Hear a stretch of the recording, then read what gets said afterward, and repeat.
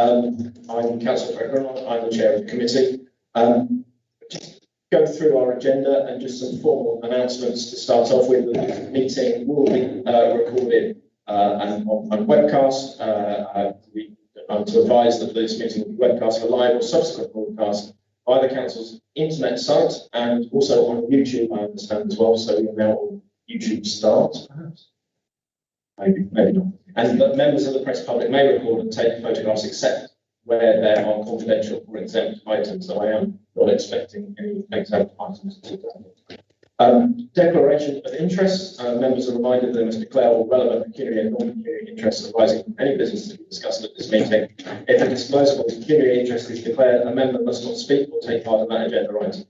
Any declarations will be recorded in the minutes of the meeting. I don't think it's anybody. I haven't been informed of any declarations. Interest? No, none received. So introductions and apologies then on item 3. I'll just note the apologies that Andrew Harding, who is due to support the meeting in his role as independent advisor to the committee, is unable to make it today because he's self-isolated.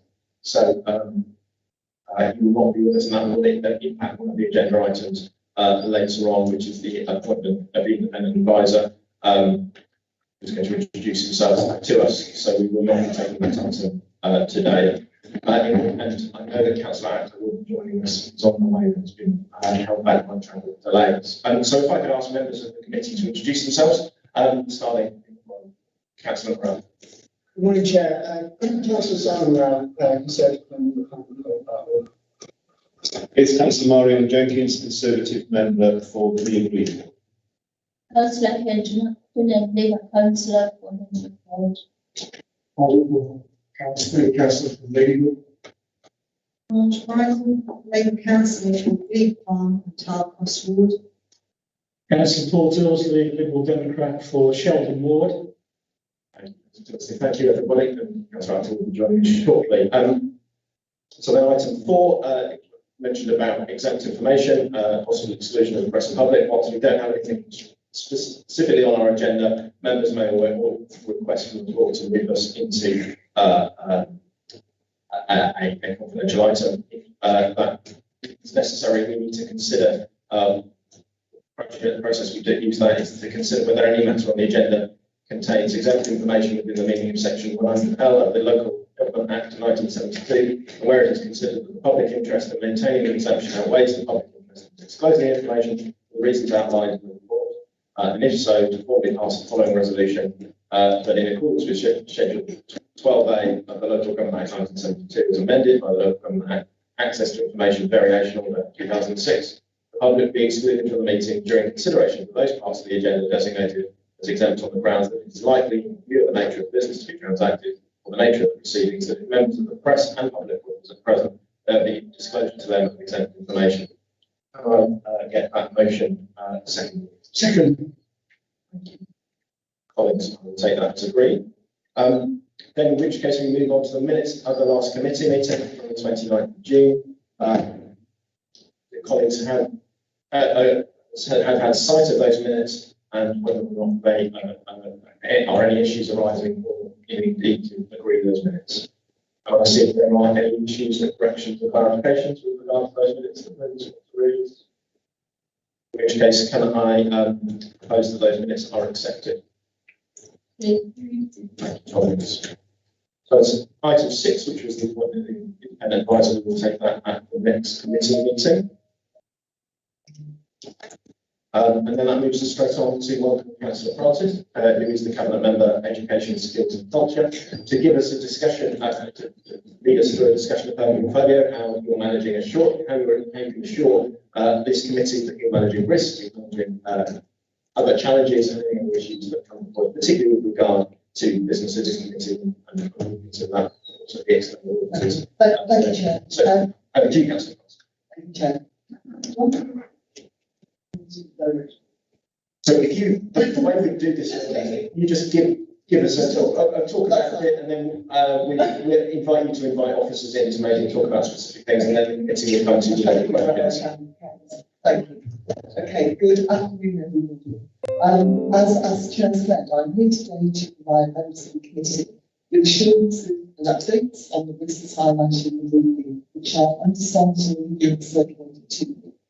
Apologies if any of the information contained in the report already. I was scrutinised last week, so a lot of scrutiny with my annual portfolio update, so a lot of the information will have been in that as well.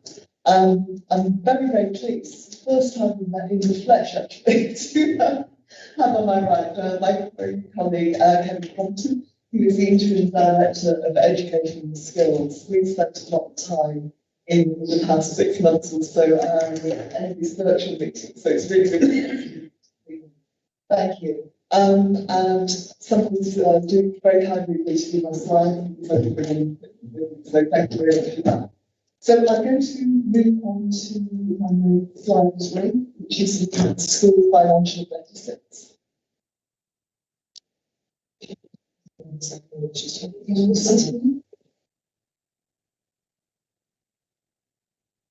Technology,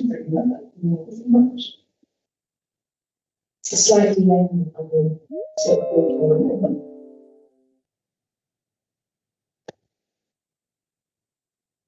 Has it crashed? Chairman, I'm being told the sound quality is awful. Okay. People watching online soon. Sure. In which case, if we can get into our voices as well as we can, but I think it's probably. actually last one as well. It is quite hard to hear. Okay, I'll try to Project, dear boy, project. It's breaking up though. It's louder than last time. The sound quality is breaking up, so it's missing words. Okay. All right, I will try my best to project my voice. Please say you can't hear anything and I'll repeat it. Okay, thank you. Let's move to slide 3. It's pleasing to note that local authorities maintain school deficits have decreased this year, but this continues to be monitored extremely closely. So there's much in the way of figures in the table on that slide, which captures the detailed information about nursery, primary, secondary, special schools, and the total number of schools that we have in the city. Can I have slide 4, please?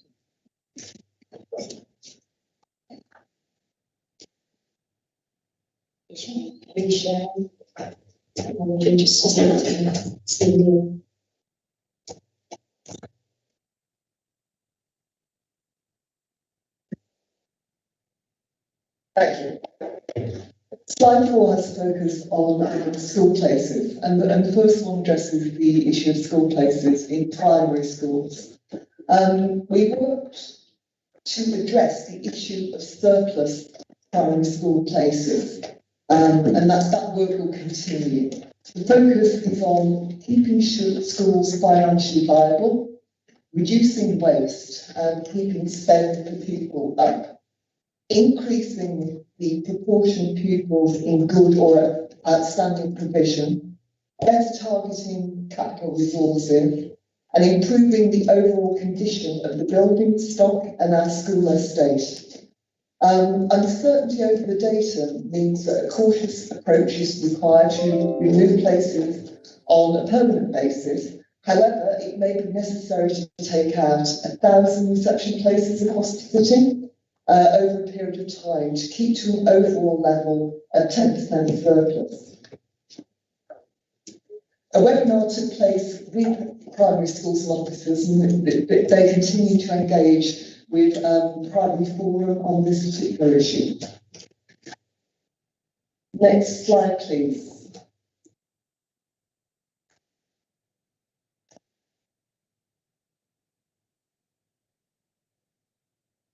Thank you.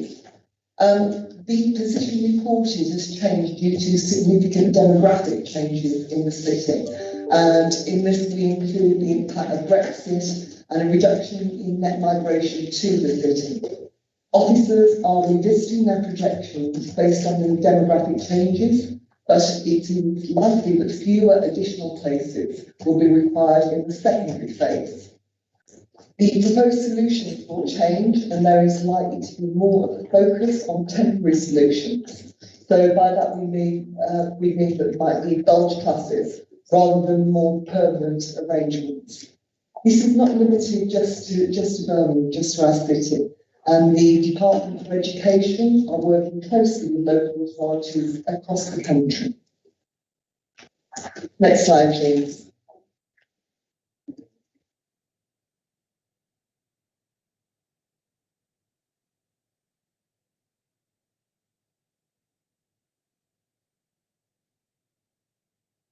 Perfect title slide, actually, it's going to be all about working lives at the moment.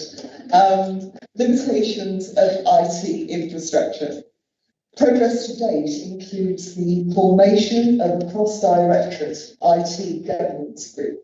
Really important group of people that meet on a very regular basis to make sure that we're on top of this. A priority list of IT projects is in place, and process mapping is underway to support progress such as improvements to processes for elective home education and child employment licensing. Now, we have to acknowledge that there's still room for improvement and work to be done in this area. I had a cabinet briefing last week. We touched on both of those matters, and obviously we're going to prioritise that in the start of the academic year. The next slide, please.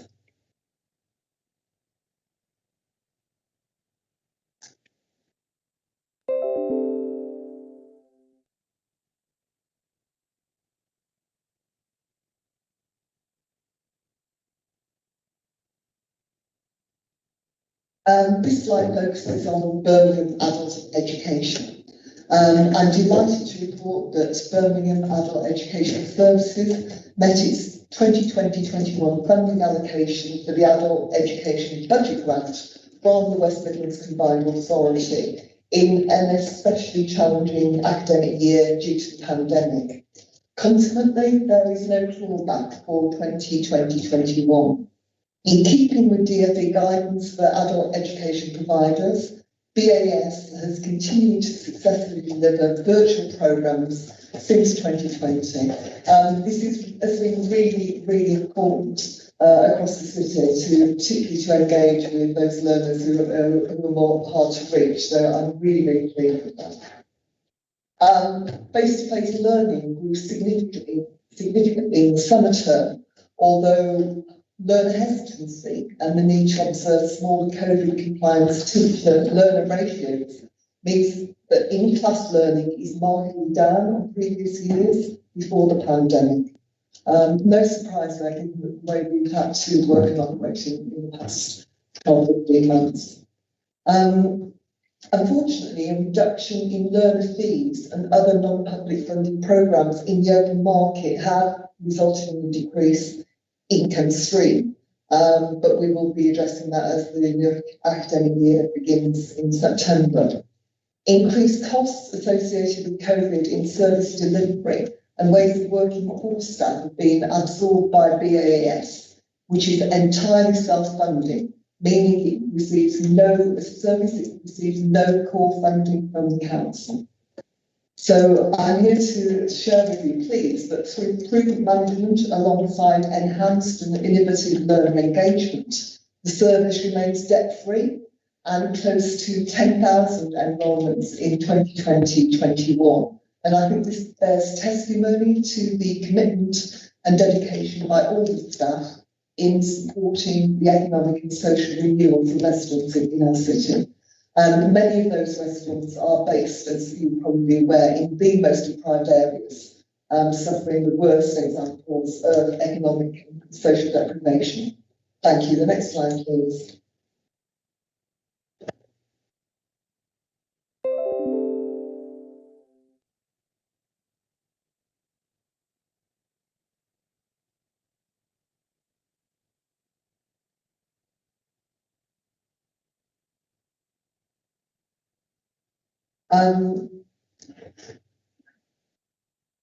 Okay. Right, this slide number 8 focuses on the school conditions and compliance. Condition surveys for the maintained estate have now been commissioned via a Civico. The outcome will be to produce a priority list of schools where buildings and blocks need to be replaced completely, as well as boiler replacement, including distribution system, windows and roof replacement programmes. No surprise again that COVID has impacted on the resources available to undertake this work in terms of human resources and financial resources. Thank you. Next slide, please.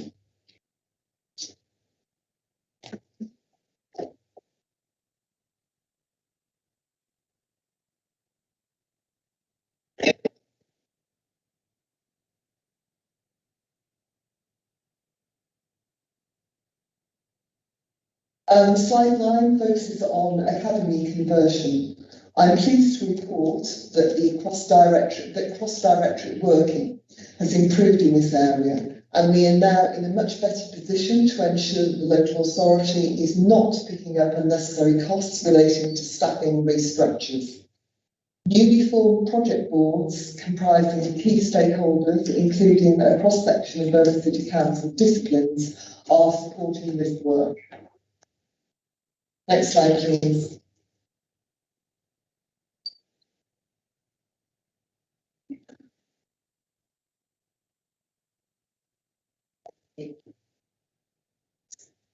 Slide 10 focuses on exclusions from school. We can see here that primary exclusions have reduced from 20 in 2019-2020 to 14 in 2020-21. That's good news. There has been, however, an increase in secondary exclusions over the same period, totaling 49 in comparison to 37, and 1 exclusion from a special school. We have within the Directorate a tackling school exclusions group, which meets regularly. Partnerships working across a number of agencies in place to explore strategies to reduce exclusion rates. Any child that's excluded from school is a huge concern to us as a city, certainly to me as a politician. It's been exacerbated certainly by COVID with and a number of times that children have been put in school bubbles and then disappearing. So I want to assure this committee that we're working very hard to keep on top of that. Next slide, please, which is linked.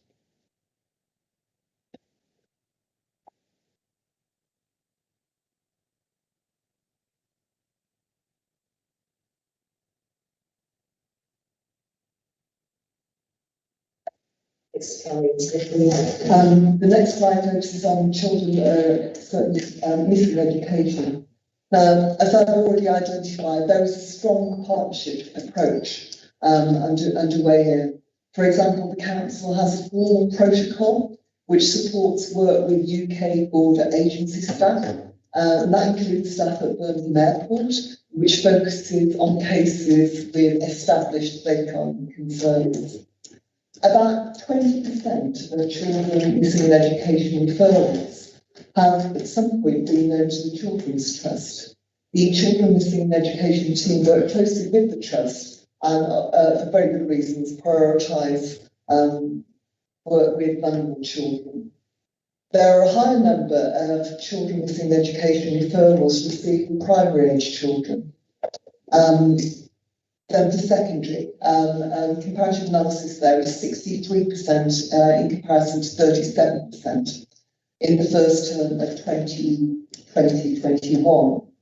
Attendees at a recent Children Missing in Education webinar reflected the focus on primary schools of CME activity.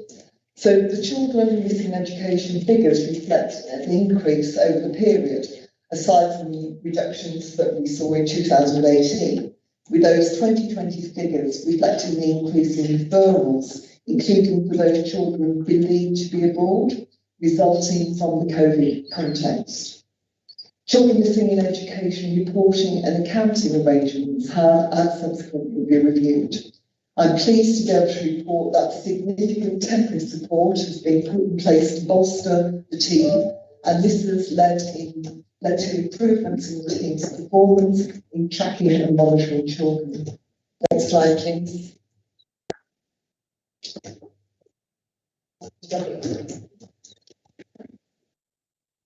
Oh, sorry. Sorry for a musical interlude on this. Slide 12 has a look at very, very important subject matter, equalities and relationship teaching in schools. As you know, the Relationship and Sexual Health Education Toolkit was launched in June 2020 and is now embedded and is now business as usual within our schools. Now, due to the impact of the pandemic on children and young people's mental health, this has been prioritised and their mental health and wellbeing has been prioritised on the programme. I'm pleased to say. Face-to-face learning grew significantly in the summer term, although learner hesitancy and the need to observe small COVID compliance teacher/learner ratios means in-class learning is partly down. So BCC continues to deliver mastering equality, very important impact in the programme, being unconscious bias and anti-racism work in schools. Some full webinars have taken place to support the applied practice of the Birmingham RSHE resource, with further sessions planned for the autumn term. A survey of schools will be undertaken in September 2021, where we try and obtain feedback on the Birmingham curriculum and the findings presented to this committee. And that, I think, brings us to the end of the presentation. Finally, on the Director of Staffing Capacity position, also referred to in the briefing note, I'll hand over to Kevin to update you there. That's okay. Chair. So, so hearing? It was, yeah, about director capacity. So, Sorry, that's yeah, so you're very brief there. So I've been in post not quite as long as the cabinet member remembers me being in post, actually at the beginning of May. I'm having a number of discussions with the assistant director in the area, and she does tell me that she has some concerns about capacity in certain areas of the service. And I'm going to undertake a review of that shortly and then report back to the Chief Executive and necessarily recommend any action. She's particularly concerned about our capacity in areas such as IT, but also in the safeguarding team and in the licensing team. And we've just approved temporary increase in capacity with child licensing team, and obviously we've got one eye on what might be happening. It's here today. The game's open because obviously there will be children's opportunities for children's employment there. So we need to make sure we've got capacity to do those important jobs. Thank you. Thank you, Councillor Franklin, for that very comprehensive update of your portfolio. What we now do is move to members of the committee for questioning, and we keep going till about, I think we've got quite a bit of time left. So thank you. So just up to 3 o'clock. So if I kick off with my first question, which actually links into a bit of what Kevin's saying, the issue of safeguarding. This committee has had serious concerns around safeguarding, how we look after all our children in this city. Dealt with this with regard to the other portfolio that covers children's social care, but it does apply to your portfolio too. And given the challenges that the city has seen around safeguarding, one of the issues that came up in the former audit report to do with children's social care, not to do with your portfolio directly, was the lack of an understanding of safeguarding at the staff level. How do you and Kevin as well, how are we kind of ensuring that we challenge that and ensure that everybody that's working or engaging with Birmingham City Council's children's services, education services, schools is absolutely clear on what safeguarding is and promoting safeguarding in the way? Thank you. I'll start, if that's okay. As the chair, we place great emphasis and value on safeguarding, and I'm grateful to all the work that our schools and our head teachers and school teachers and support staff doing that. One of the things that we do by the directorate, and one of the things that's been a success in the nightmare that has been COVID has been the introduction of webinars and more online training and toolkits for staff, and they've been hugely popular. So we're working really hard to make sure that all staff across the school estate are fully equipped and understand about safeguarding, that they understand how to make referrals to other agencies or across the children's trust, that they're able to spot the signs, even very basic stuff like they're not afraid to challenge either other staff or members of families. So if I can pass on to Kevin about the nuts and bolts of how this works. Me, Schools is always an interesting area. The Safeguarding Board should conduct an annual Section 175 report survey of schools. I don't know whether it's done annually or biannually yet. But as I say, it's on the list of things to check. I do know that Lisa has indicated that she wants to get greater coordination to the section 11 audit, which is whereby the City Council will demonstrate to the safeguarding partners that all staff have got policies and so on. And I believe that is to be done this year. That would be a useful audit for this committee to have to look at, because that should tell you, in no uncertain terms, how the City Council is going about that business, making sure keeping children safe is everyone's business. I haven't picked up in my weeks here any immediate concerns, I have to say. But safeguarding City Council's a big council, and it's a big city in terms of the way we're discharging a role, other than the ones that I've indicated already, that Lisa Redfern is concerned about capacity. If you take the child licensing, when we issue licenses, there are also checks to be made. And if you've not got the capacity to make those checks, clearly you're issuing a license without then checking doubly with the same. So that's an area that I'm discussing, say, with the assistant director, chair. So. Thank you very much, Councillor. With that, it's obviously because it's a safeguarding committee to take the direct responsibility for that. We as an audit committee are becoming increasingly aware of some of the challenges we face. It also links into this issue of children missing education, and I think it's now quite clear on the national level, and the NSPCC and others have expressed significant concern about children that have disappeared from the school awareness during the pandemic. And you mentioned here that an inadequate IT infrastructure, as well as issues with staffing capacity, is undermining that. How could you perhaps explain a little bit more about what that is and how we're resolving that? Because obviously that is that's a critical thing that we need to be fixing here. My understanding is it's about updated systems that you update, by doing the systems talking better to each other.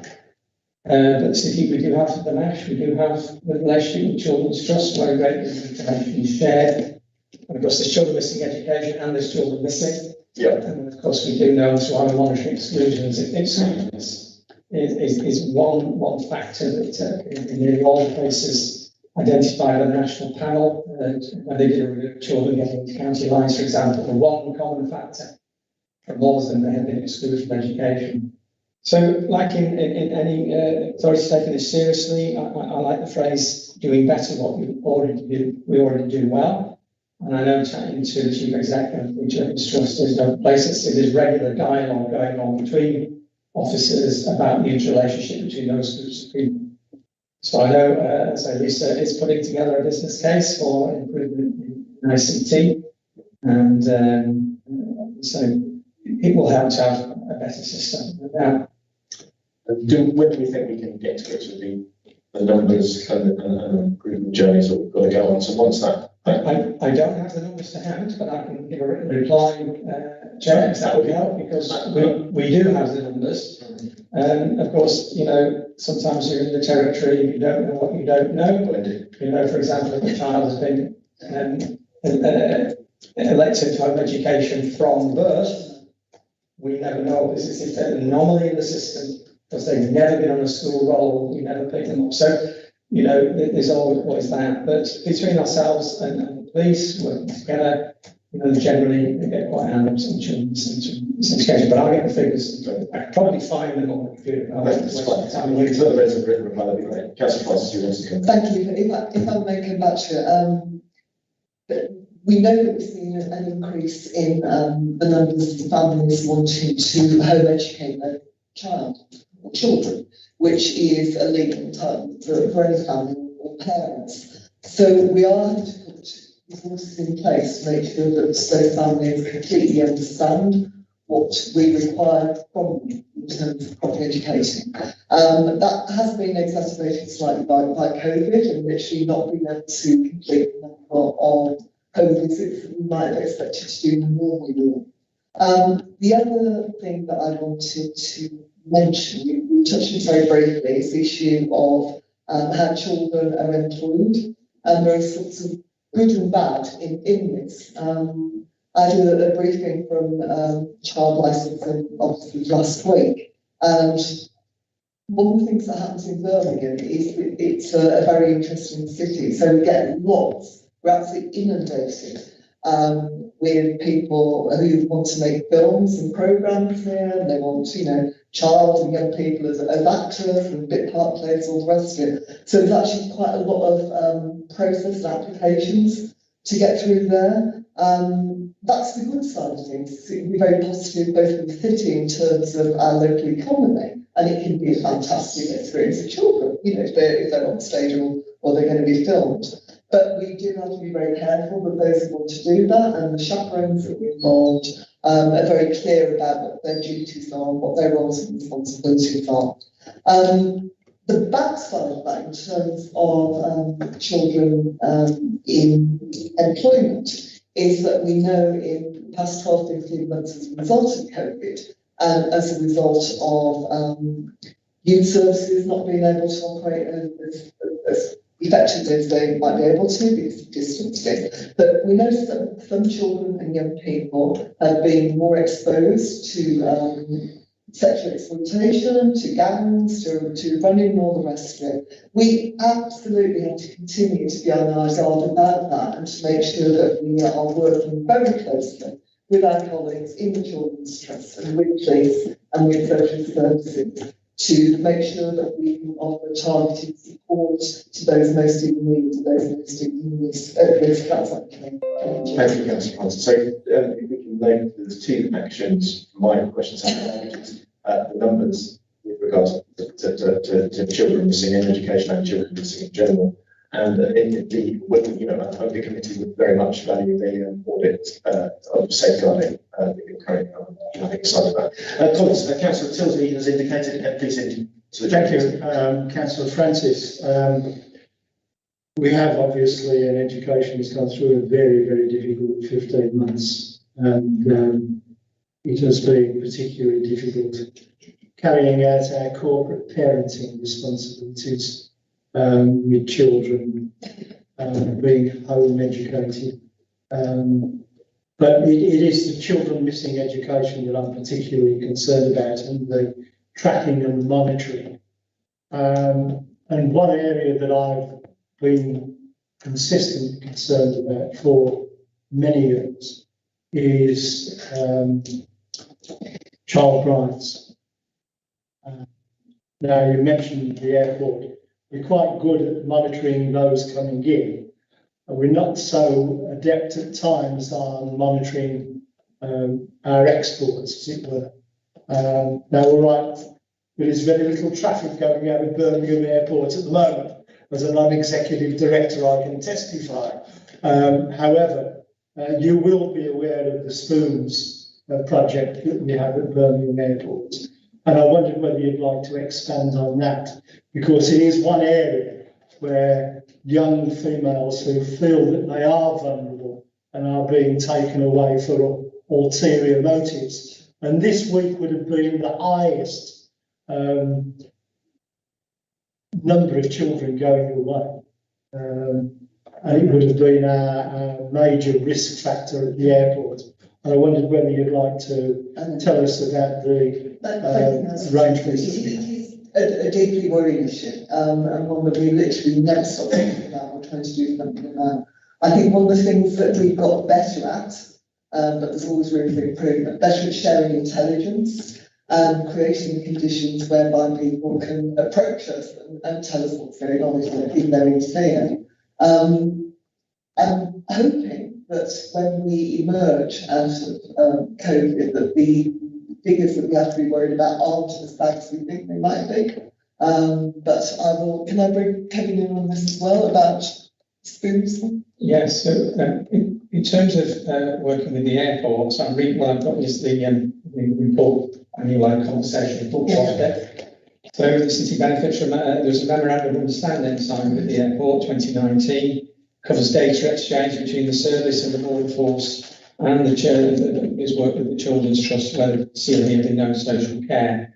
So there's a referral mechanism in place. So it sounds to me that we're doing everything we can to make sure children going through the airport are identified if we think they're at risk. There's a profile of the border force to help fill out and contact us.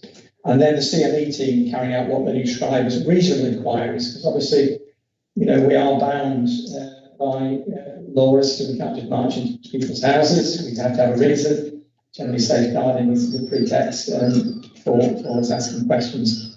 So that's our team is trying to track children with some education. As you say, it does put some children vulnerable. Of course, so we have to be mindful of that. So the key is sharing information, council, as always, between the agencies. And again, going back to that's why if there is a gap between the ICT systems, filling that gap will be something I can track.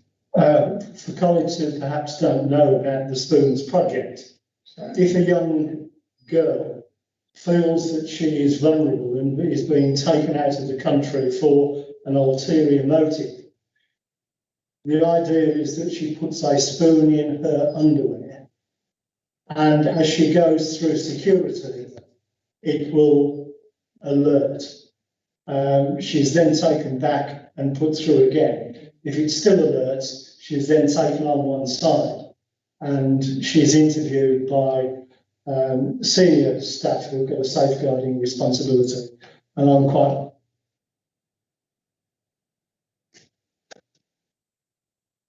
proud of the fact that we have come up with a very innovative project that hopefully will protect young girls, and I've made sure that the board has discussed the whole issue. I would very much hope so, if I may, Chair. It's such a simple but effective idea, isn't it? It's very, very basic. And I think that's sort of hard to, when used with other information, sort of paper-based information or information that we have on social media to protect young girls from exploitation. Hopefully that's going to afford greater protection over a period of time. And I'm just thinking of very simple things like in ladies' toilets, there are often the sort of stickers that are just on the inside of the toilet doors. I do remember somebody telling me about a young girl that they were particularly worried about male members of the family would accompany girls at an airport to go to the toilet because determined that she couldn't look after herself. So we have to be mindful that there are all sorts of devious behaviour to try and get this through. And I would, I think, want to add, in the current climate, it's arguably more difficult for airport staff to be totally on board with this particular initiative as well, because of their numbers and the focus on their numbers for border control has been around reducing the influx of people coming in from particular countries. So I think we want to consider how we can absolutely ensure that the dialogue that we have with those agencies is as robust as it might be. And again, bringing in all our different partners. There's always room for improvement in this sort of area, I think, so no child absolutely disappears off the radar. It is a priority of the airport voluntary, and it is discussed. Councillor, thank you, Councillor Tessie. Good question, Councillor Jenkins. Thank you. I've got some questions from a number of different topics, so shall I work through all my questions? I think we have, Councillor Brother wants to ask a question. Councillor Walter, do you have a question? Councillor Quinn? Yes. And Councillor Monroe? Right, so we've got three more questions, so go ahead, Councillor Jenkins, we've probably got time. Right, okay, so can I just clarify, so Kevin, you were the new Director of Children's Services.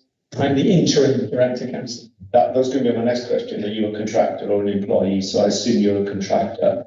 Yes, I would be classed so, I think. Yes. Well, are you on payroll? Do you pay your tax off our payroll, or do you send us an invoice and then you do? No, I'm contracted through an umbrella company where my tax is deducted.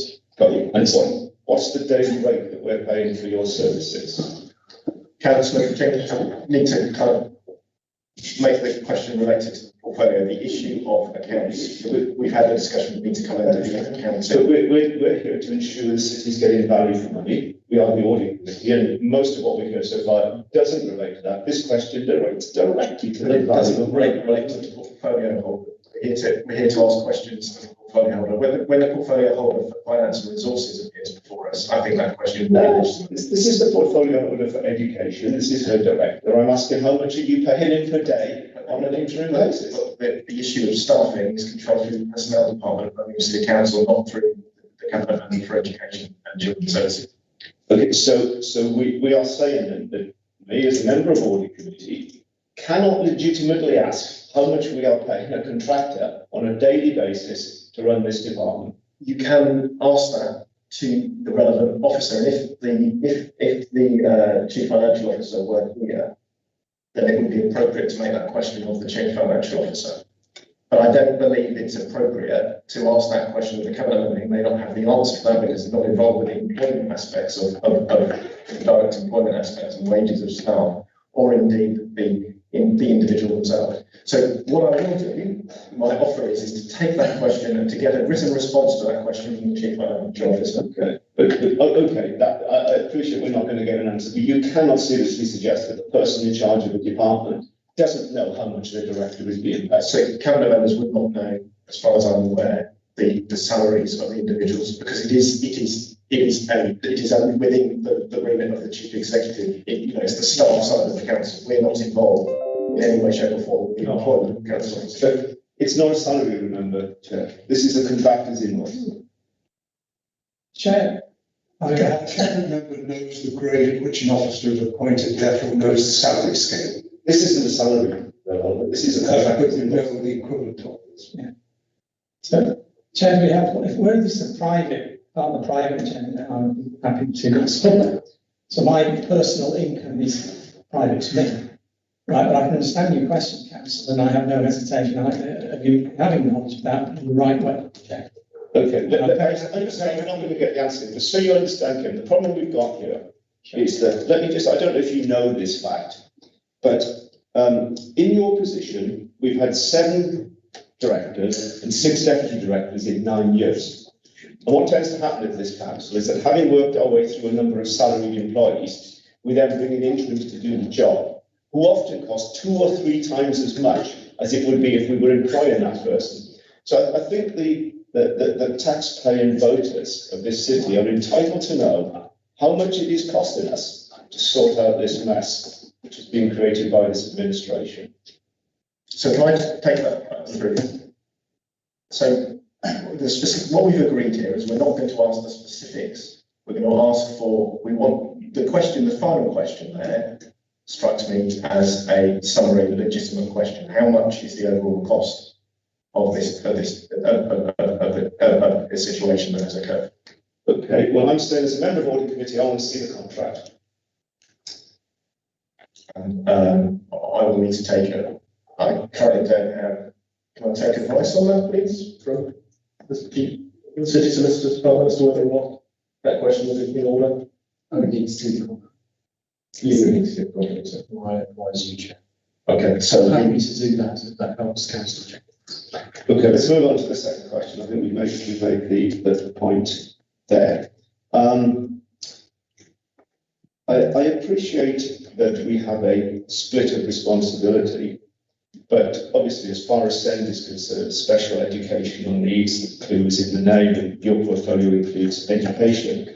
I was a bit surprised what Kevin said when you said, let's take what we're doing well and do it better.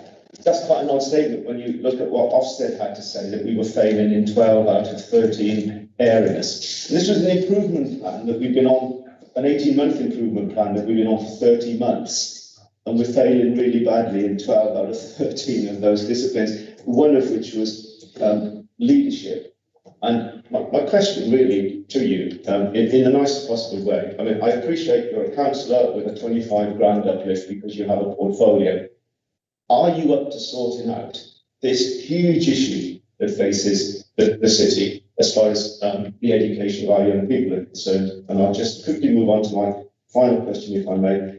One thing which I was a bit surprised you didn't address was the impact that it's had on all the COVID has had on all the city's children. I mean, twice their exams have been unnecessarily cancelled. And I know you'll be aware that this is damaging enough for kids who come from well-off homes, because they have the means and the infrastructure and the support around them to address as far as they can the removal of the exams, the home study, and I agree, by the way, with the implication of what you're saying. I think it's crazy to try and teach your kids at home, because we know that school is partly about what you teach them, but it's partly about the whole experience of being in school and being educated by a variety of different people who have different opinions. You can close to them left wing, but at least you meet a variety of well-educated people who inform you. You learn to live with other people. So I think it's right that kids should go to school, but I do think we should be talking about the fact that 2 sets of exams have been cancelled, 2 sets of public exams have been cancelled, and so many kids have had to try and self-educate themselves at home, and whether you're doing anything to try and mitigate the really damaging impact of that. Probably enough for now. I will allow you to kind of respond as you see the Councillor Francis and Councillor Jenkins to come back with a supplementary to those issues. I think that those questions. But I'm aware my colleague wants the time as well, so I won't ask any more. No, thank you. With regard to your first point, regarding the number of interim positions that we've had across the city, across the directorate, there have been too many of them. I'm extremely grateful that we now have an interim director that we can work with. He's an interim director because we couldn't find a permanent replacement. That is the end of the story. So I can see that there are, within the hierarchy, other assistant directors in that place as well. I know that your party has significant concerns about the economy here in terms of what we spend on interim staff. However, there is an argument somewhere, we'd have to come back with the figures, about the cost of keeping someone on a fixed term, short-term contract on a daily rate. And this job in Birmingham is the biggest education job in the country, with the biggest responsibility. So I can understand why we struggle to figure it. However, if you assess what a person costs on a daily or a six-month basis, as opposed to an annual salary with all the add-on costs of pensions and all the rest of it, it's often more economical to make a fixed term agreement. The second item I've now totally forgotten about. Are you up to this, John? No, one of your colleagues has graciously fallen on a sword, and she'd like to do that. Should you also fall on your sword? Okay. Of course we want it sorted out. I want, and the city wants, a permanent director of children's services. It's a statutory requirement. We are working very hard at that, and I will be involved in that recruitment process at the beginning of September. So I would hope that very shortly, certainly by Christmas, we've got a permanent person in place. As far as the SEND issue is concerned, you'll be aware that it's not part of my portfolio. It is not part of my portfolio, but we work very closely with Kevin as director and with our colleagues in the Children's Trust. And obviously there is improvement to be made, and I think those have been addressed now. It's been a while, but hopefully we're going in the same direction. And your third point was about homeschool education, about resources, I think. The point was, what are you doing to address the fact that so many children have been disadvantaged by the fact that their exams have been unnecessarily cancelled and that they're having to self-educate at home, etc. Of course. And of course you will agree, I think, that there have been some complications with government in terms of mixed messaging that's come out about what schools need to do. We have worked extremely hard over the past 12 months in making sure that our communications with schools are as effective as they can be, and making sure that schools are equipped with the tools to make those decisions themselves, and that our schools are safe. That's an absolute priority. There is no getting away from the fact that some children have been missing from education because parents have been too worried about the health risks to children. Some parents have been worried about the risks if a child gets infected, which means that they can't go to work, which has a knock-on effect. So it's a very, very complicated picture. At the point of speaking, I really don't know how things are going to be in September when we go back, because of the high rates that we've got, particularly amongst our children and young people. All I can do is a portfolio holder, and all my staff can do, my directors in particular, is make sure that the schools have and families have the support they need to make the decisions that's right for them. That may say, Chair, I mean, it has been difficult, no doubt, and it'll be some time before we know the impact on all children. But schools have made great efforts in trying to keep education going home. Schools have stayed open for vulnerable children, many and their parents stay safe and going with them. The children and young people I speak, they talk a lot about their mental health, and extra resources have been put into helplines and similar schemes to try and help children cope.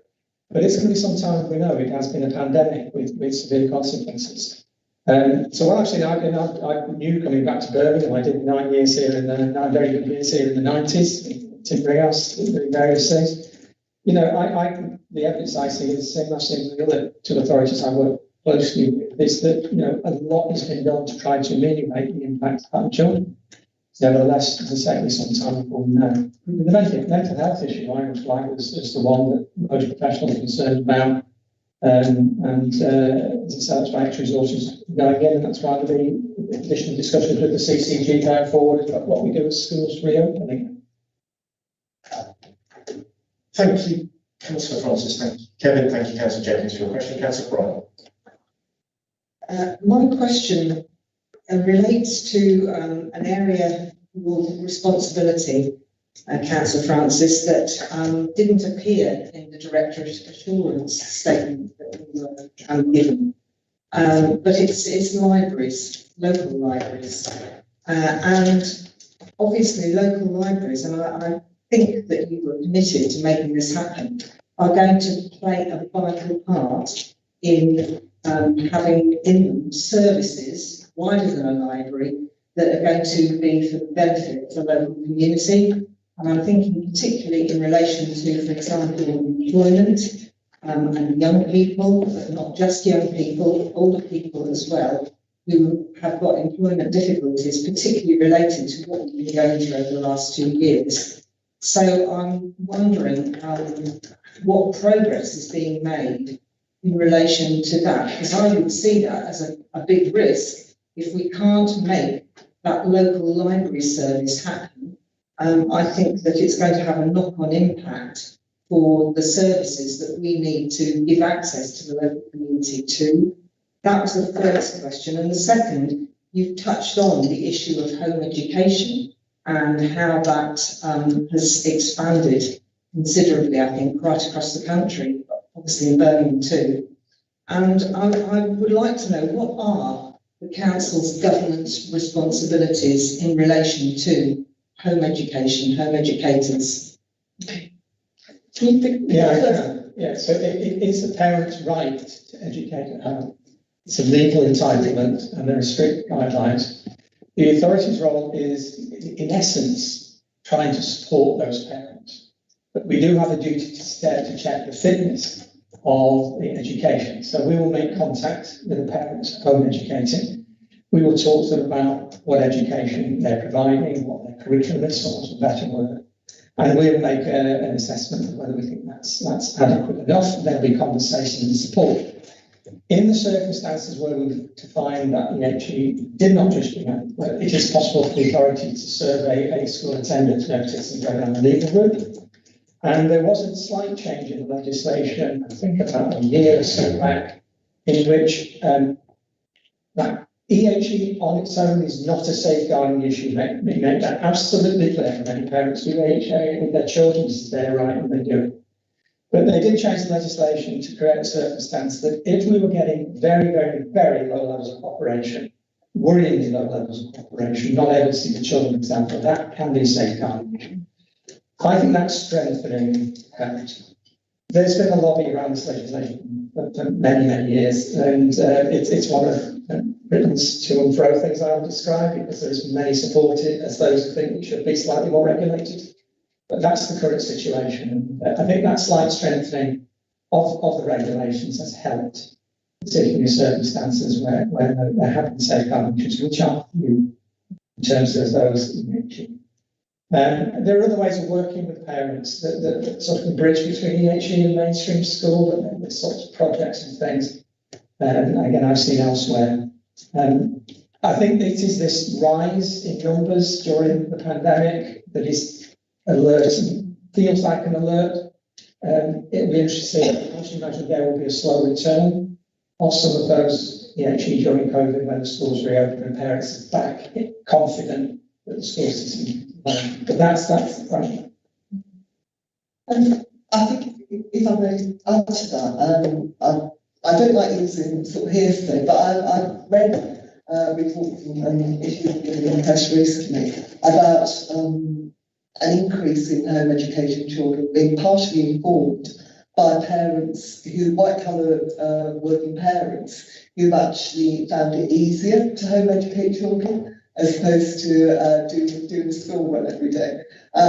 So I can see that there might be a shift as we change in terms of how we respond and how we change our behaviour as a result of COVID. That's not to say that all the things that we've got in place won't still need to be done, but I think there might be a gradual cultural shift for some families to do things differently. It leads to a reduction in traffic on the road, it saves time for some people. And I consider this attractive for some. We have some fellow councillors that home educate. And the libraries question. Councillor Brown's question on libraries. Are you able to give an update on that as well? Do you remember? Sorry. Yeah. Repeat it again, sorry. I was saying about the importance of the local library service, which I know you're responsible for, and about the part that local libraries are going to play in the forthcoming year and years in hopefully helping to get people, for example, back to work. And I think there was a commitment by the council to create a local library service that was wider than just a library, which would be a sort of community hub type operation with lots of different services in libraries. But in particular, I was thinking about the employment issues that people are going to face over the coming year, both young people and older people who've lost jobs, for example. And just to know really, I see that as a risk if we don't make that local library offer happen. So I wondered how you were getting on with that. No, I fully agree. There's work to be done in that area. Only last week we launched a major report about employment skills and how we make a better connection and very localised initiatives as well. So I think that's something that we'll be addressing as the next 12 months goes on. Thank you. Thank you, Councillor Francis. Thank you, Councillor Brown, for your question. Councillor Morell next. Thank you, Chair. Good afternoon, Councillor Francis. Good morning, everyone. Keeping in theme with Audit Committee, obviously I've squeezed on you on economy scale, so I'm going to try and switch this up a little bit. But you mentioned additional funding from the West Midlands Combined Authority for 2021-2022. There's no figures. Do you know how much money the West Midlands Combined Authority are providing you? You also mentioned replacing boilers and the school conditions of some of our schools and how that's been delayed, and that that's all going through as Civico. Procurement is a massive issue for the council. It's an issue for the government as well. I'd like to get some costings of that. How much are we paying Civico to replace, to maintain these buildings? Because I do think that is a bit of a rabbit hole that we need to explore. Reduction in learn fees and non-public funding programmes have decreased income streams. I'd like to know what your competitors are.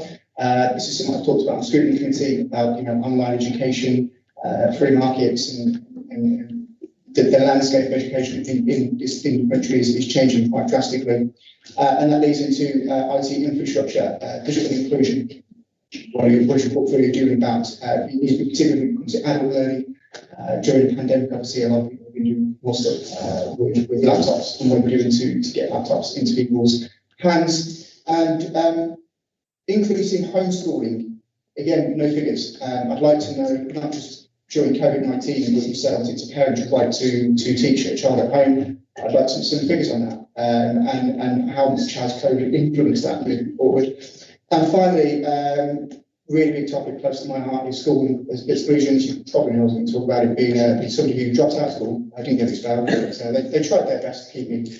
I'd like to know what we're actually doing, and do you have demographics for these kids who are, I've quoted reports on the scrutiny committee and city council, loads of reports go through Parliament into this. I know you must have the demographics because the very next slide was about equality and unconditional bias training. So you definitely have demographics on this. I would like to know more about the particular demographics in terms of gender and race, in terms of who is excluding, and more importantly, what are we doing to grab these kids? Because from my own personal experience, for me, it was. I think we need to be teaching more about entrepreneurship and business training in schools. When I was poor, there was nothing in the curriculum that was going to help me to escape poverty, so I just went and started business on my own. And a really interesting point that alludes into is what Councillor Tyson said about gang culture and CSO. A massive problem is in South Birmingham, it hasn't gone away, it's still there. A lot of these kids who drop out of school will go out and sell drugs. When they're selling drugs, what are they doing? They're effectively running a business. So rather than learning that on the streets, doing something illegally, perhaps we should be looking at more tailor-made forms of education to get those kids on the right track. Which is why I was a big supporter of free schools and academies when they were introduced, because I thought they were a brilliant idea. So yeah, there's quite a lot for you to get through there. Councillor, I'm aware of the time. I'm also aware of Councillor. I think I lost the question. We can come back on and have a separate meeting on its own on all those issues that Councillor Mel has listed there. So I think in order for speed, I'll allow Cabinet Member and Director to respond. With the idea being, Councillor Mel, if you wish to have formal written answers on any of those questions. I think it's probably Councillor, such a list of questions, they probably can't all be answered. Chair's right, you have to see what we do.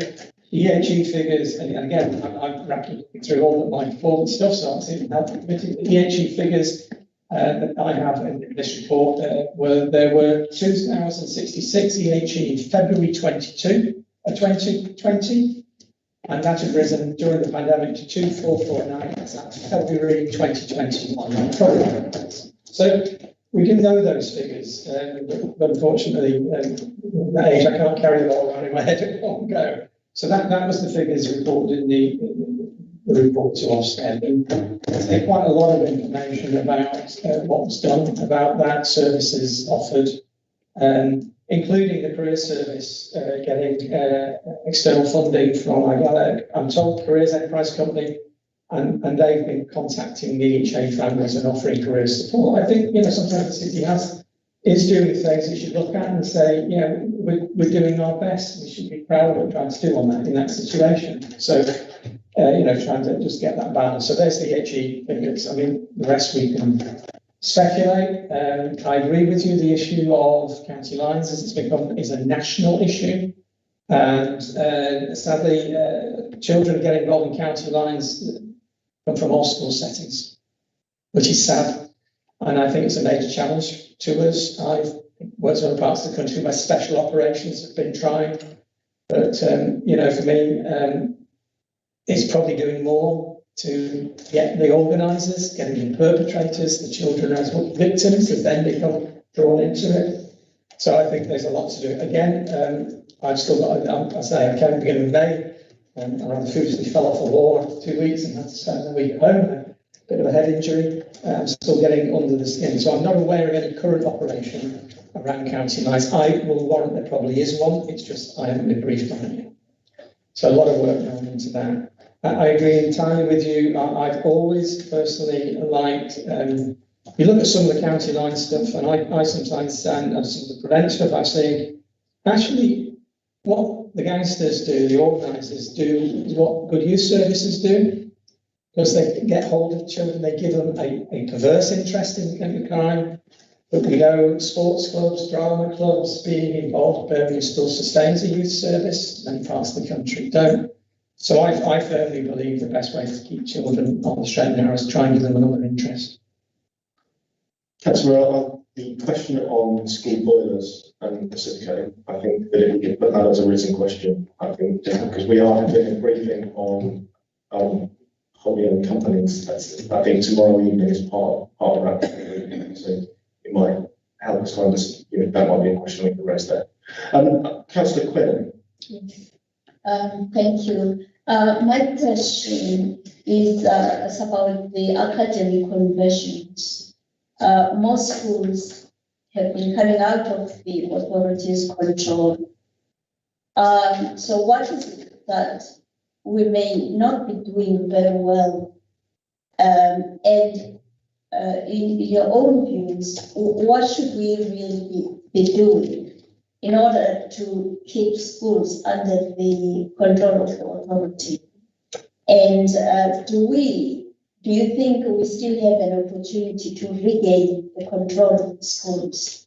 Looking at communities whereby those days when the parents will be proud of their authority and their schools and the relationship that the communities had with the local authority.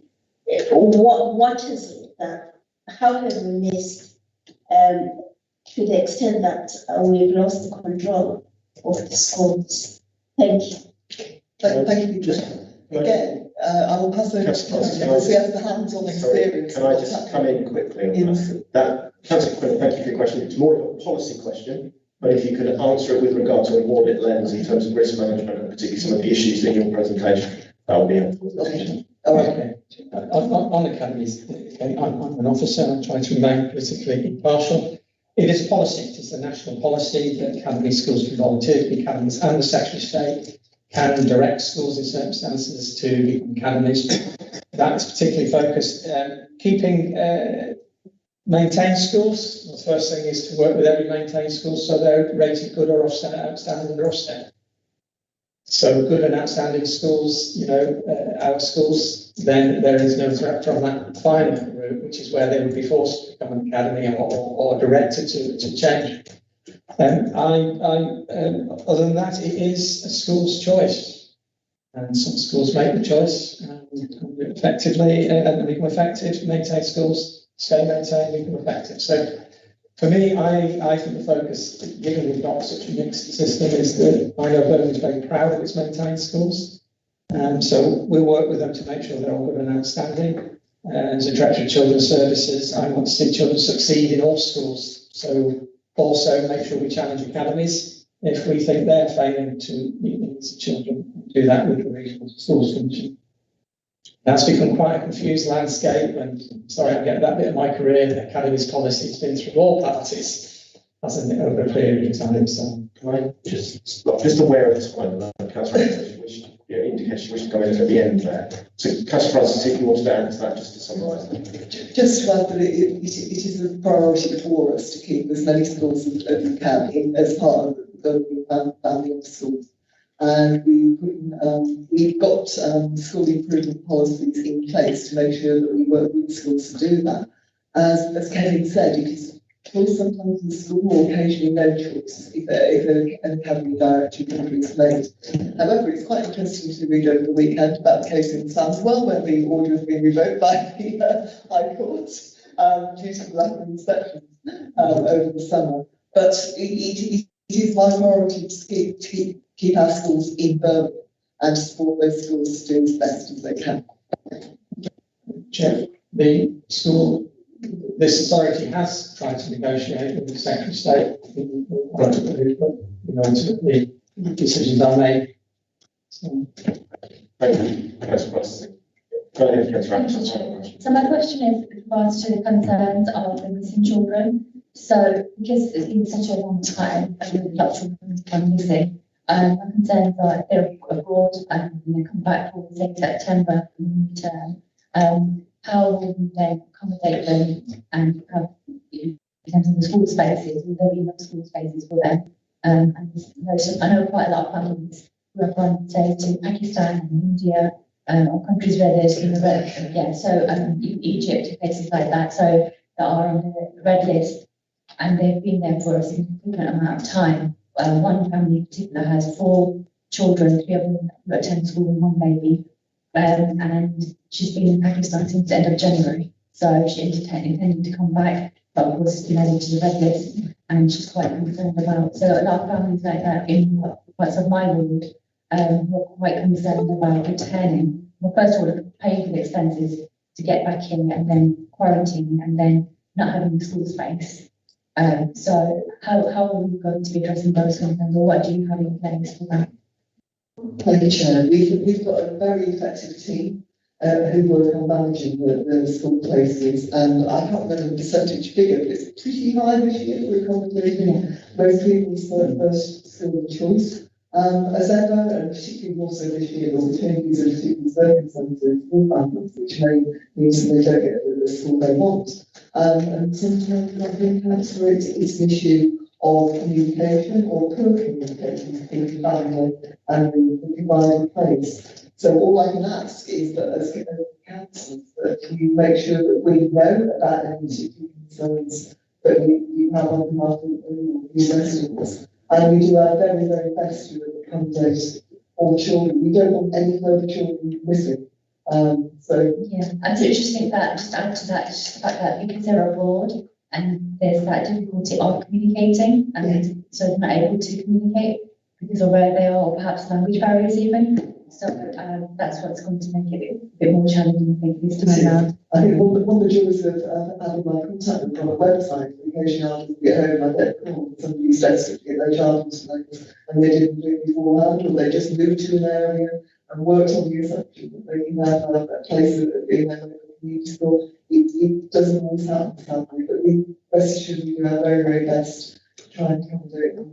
Just one last question. Do you think there'll be a longer waiting list on this occasion New Year in September? It depends on the school where it is, and whether they've been already oversubscribed or. Thank you, colleagues.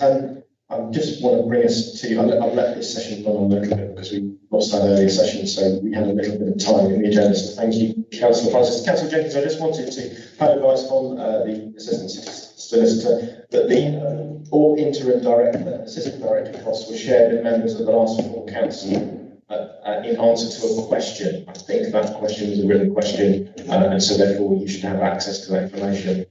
And I will clarify for future meetings as to the appropriateness of those questions that should be directed in order to ensure that that's clear amongst members of the As a council. side of the contract. I'm going to ask that question as well. Thank you, Councillor Francis. Thank you, Kevin, for coming and speaking to us today.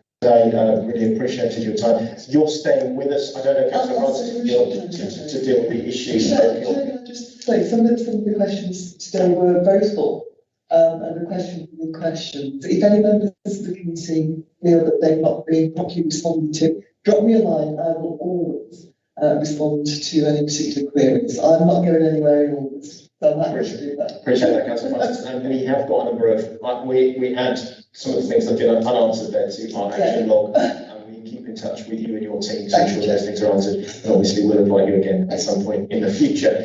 Colleagues, thank you very much for your participation in that session. And we will go next into, so just to kind of round that session off, we need to note the content of the report from the cabinet member. So can I propose that is noted? And thank you, colleagues. So now item 8, the Ombudsman report concerning a complaint about home to school transport. And again, I ask for the interim director of education and skills to address on this issue. Over to you, Joe. So I'm going to defer quite to my colleagues. This is a local ombudsman, and basically the ombudsman found against the council, and the council was giving wrong advice in relation to transport to school, and that it was trying to ask parents to walk to school when they're beyond the statutory limit. That's my understanding. It was essentially transport not suitable for the needs of the children is probably the simplest summary. So, would you like to run through these slides quickly, or? Give us a brief summary, and then I'll take the members have the council through the report. So I'll run through this, I'm conscious of time for questions. I'm Mary Jefferson, Head of Service for Homeschool Transport. So the Ombudsman report was issued on the 7th of May, and as Kevin says, fault found against the council's handling and consideration of applications and subsequent appeals for home to school transport dating back to 2019. As the Ombudsman has found fault causing injustice, obviously it needs to come to this committee. So in terms of summary of the report, The two families' complaints were very similar in nature, so the report covered both of those complaints, and the two families complained again about the council's handling of their applications, and so on. So the recommendations from the Ombudsman were for the council to make apologies to both families, for the council to pay financial compensation to both families to repay the costs they'd incurred, recognise the time and trouble to make the complaint, and recognise the stress and inconvenience caused, and recognise the impact on access to education. The Ombudsman required the council to review the application for one of the families and offer an alternative means of transport, which did not require the parent to accompany the child on the transport journey, and for Birmingham City Council to pay reasonable travel expenses for that family from March 2019. So in terms of service improvement, the Ombudsman advised that the council cannot insist that parents and carers accompany children who live beyond the statutory walking distance on the journey to school. And for all of the children, decisions about accompaniment should be made on a case-by-case basis. And when a child is eligible for free transport, parents and carers should not incur costs to use that home to school transport offered to their child. Decisions about home to school transport must take account of the individual needs of the child and consider whether the journey is safe and reasonably stress-free. And if the council requires any further already involved with the child. When making decisions about transport for children with special educational needs, the council should show how it's considered the content of the child's education, health and care plan, and the reasons for the decisions must be recorded. Decision letters following appeals must set out how the council carried out the review, who they consulted, what they considered, and how the parent can escalate their case.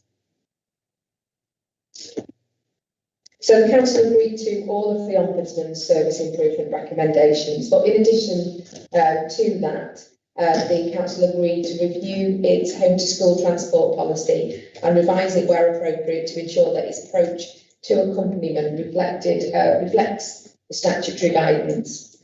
The council also agreed to review all decisions to issue a travel pass made since September 2018 to ensure that the transport offer considered the individual needs of the child, and that the transport offer hasn't required parents and carers of children living beyond the reasonable walking distance to accompany their child on the journey to and from school. And finally, to check that no parent has been expected to incur costs to use the home to school transport where the child is eligible for free travel assistance, and where costs have been incurred, the council should repay these.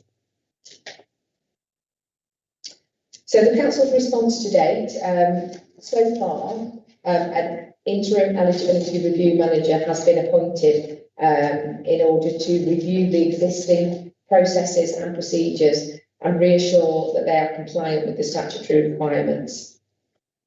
Further recruitment of additional capacity in relation to eligibility officers has been put in place, as well as the establishment of a specialised eligibility team to provide capacity for timely review of cases, as well as to support the Ombudsman review of cases. Our legal services are going to review all the revised processes and procedures for compliance, and will also arrange further training for staff, and payments have been made to both families in line with the Ombudsman's recommendations.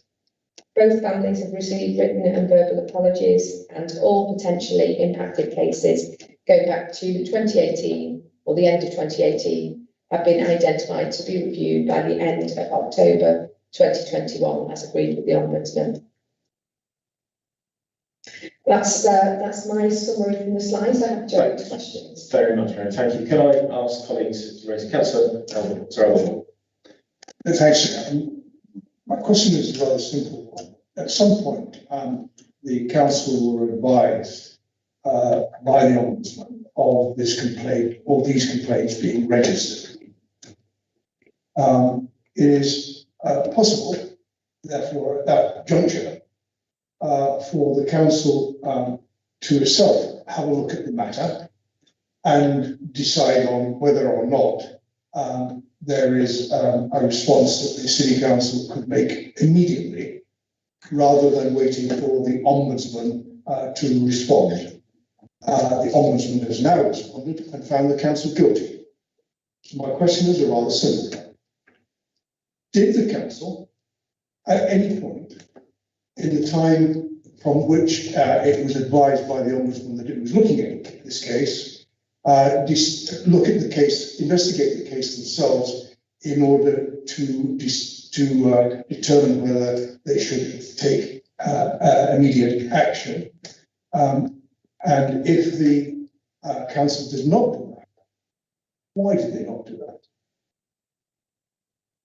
I'll answer that, Councillor. I think you're absolutely right. That should have been the procedure. I don't know for certain whether that was considered in this case, because this is going back. I will check. But if it had come to my attention, I would follow the route you have described, because much better for us to do it that way, less suffering for the parents concerned, etc. So I will check whether there was consideration. But clearly, if there was a consideration, the council didn't respond, and it did go to the Ombudsman.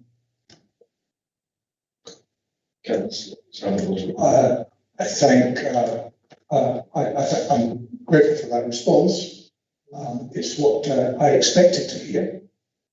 And the reason I'm saying that is because we've had several years now of maladministration in relation to this service. I would like a formal response to the Audit Committee as when the department were advised, council were advised of this complaint, which officers were therefore which officers then considered whether or not the matter should be taken up by the City Council itself in the way that has just have confirmed could have happened. Thirdly, whether or not the cabinet member was at that stage advised of the action being considered by the City Council. 4, what the decision was, if there was a decision not to investigate, and whether the cabinet member was or was not informed of that decision. I think we need these answers in writing, because such has been the maladministration around this area of service that it ought to be of concern to us that the City Council was not properly functioning in relation to this matter. And once we have that response, there may be, therefore, a response by the Audit Committee in terms of asking questions of senior officers, the Chief Executive or the Director, in terms of the process now in place, if there is now a revised process in place for dealing with these matters properly. Except that, so what I can tell the council is that I've already had some interchange. There is an office in council that interfaces with the Ombudsman, and the procedure in any of these is that a director, in this case probably should have been the assistant director, been notified of this case at that point. So I can check out this individual case, and I'll set out the procedure as it operates at the moment. Then you are relying on people using their judgment, and it should be refreshing, right judgment. Right? But I think we can get Councillor Paul's 4 questions answered and responding to us. Yeah, that'll be in the minutes or yes, very helpful. Councillor Jenkins and then Councillor Taylor. I've got most of them, Councillor. I'll make sure I get them all right. I think those are absolutely the right questions to ask. But I just wonder if we should add to those questions that Councillor Paul has so articulately set out. One of the concerns expressed by the Ombudsman was that the applicant's right to appeal weren't properly respected, which is quite surprising. And also, am I right in thinking that they weren't allowed to address the committee that was considering this question? I believe from what I've read of the case, as a case, look, I'm going to be quite open here. I mean, when I was recruited, Council made it clear that they wanted me to look at the SEND areas of priority. Ofsted came within a week. And the only thing, and the one thing we were able to do is actually have an honest assessment. Ofsted recognised that the news, certainly what I found, was not good. This is a service that, I mean, you're making the point. Adherence to the code of practice needs to be stronger within that service, because you follow the code of practice, you don't end up in these situations. And it's clear, for whatever reason in the past, there have been cases where that code has not been followed. This would be an example. And I think we didn't listen to the people who were making the appeals of us. That has been corrected, now. That's absolutely right, the report. At that point in time, parents weren't able to represent themselves verbally with the appeal they now are. So there are a number of issues in that service that will need to be addressed going forward. We have to provide a very clear action plan that we publicly know, probably approved by Cabinet, I believe, on the way through. And we have to unpack the reasons why that is. Now, it won't be as simple as competency. There's capacity issues in that service. You know, if you've got 10,000 EHCPs and parents and carers attached to that, and they're trying to get through, you've got to have the capacity to take their calls, to work with those calls. We have got SENDS, which acts as independent advice. Councillor Law, I share some of your frustration, because I believe these things should get to the government ombudsman as well. We should have a system whereby parents are listened to a lot earlier. And that's probably the most significant finding of Ofsted and CQC, that invariably the experience of parents, carers working with us with children with SEND was not good. So, and it would include things like not having their rights, not being sent in the right direction. So we need to correct that. We need to make sure the culture of the service changes quite dramatically. The British Council tells me, and again, I'm aware of time, but I'm also aware that this committee will receive eventually the Wakeman's review into safeguarding around school transport issue when it's ready for publication later this year. It will come to this committee. Councillor Tilson. Thank you. I listened to Kevin's comments about judgment and officers exercising good judgment. I got involved in home to school transport when I was deputy leader to try and get a handle on the costs. And frankly, it was like trying to grab a handful of frog spawn. The officers involved hadn't got the faintest idea. And from then on, I've seen the frustration. We've had investigations, we've had reviews, and yet we've still ended up with a situation where it's gone to the Ombudsman, and the Ombudsman have found in favour of the parents. We are going to get a copy of the review. Getting judgment is of paramount importance, not following the bureaucratic line. And I hope that a little bit of common sense is going to creep in to the whole issue of home to school transport. And I'm not there to kill the messenger.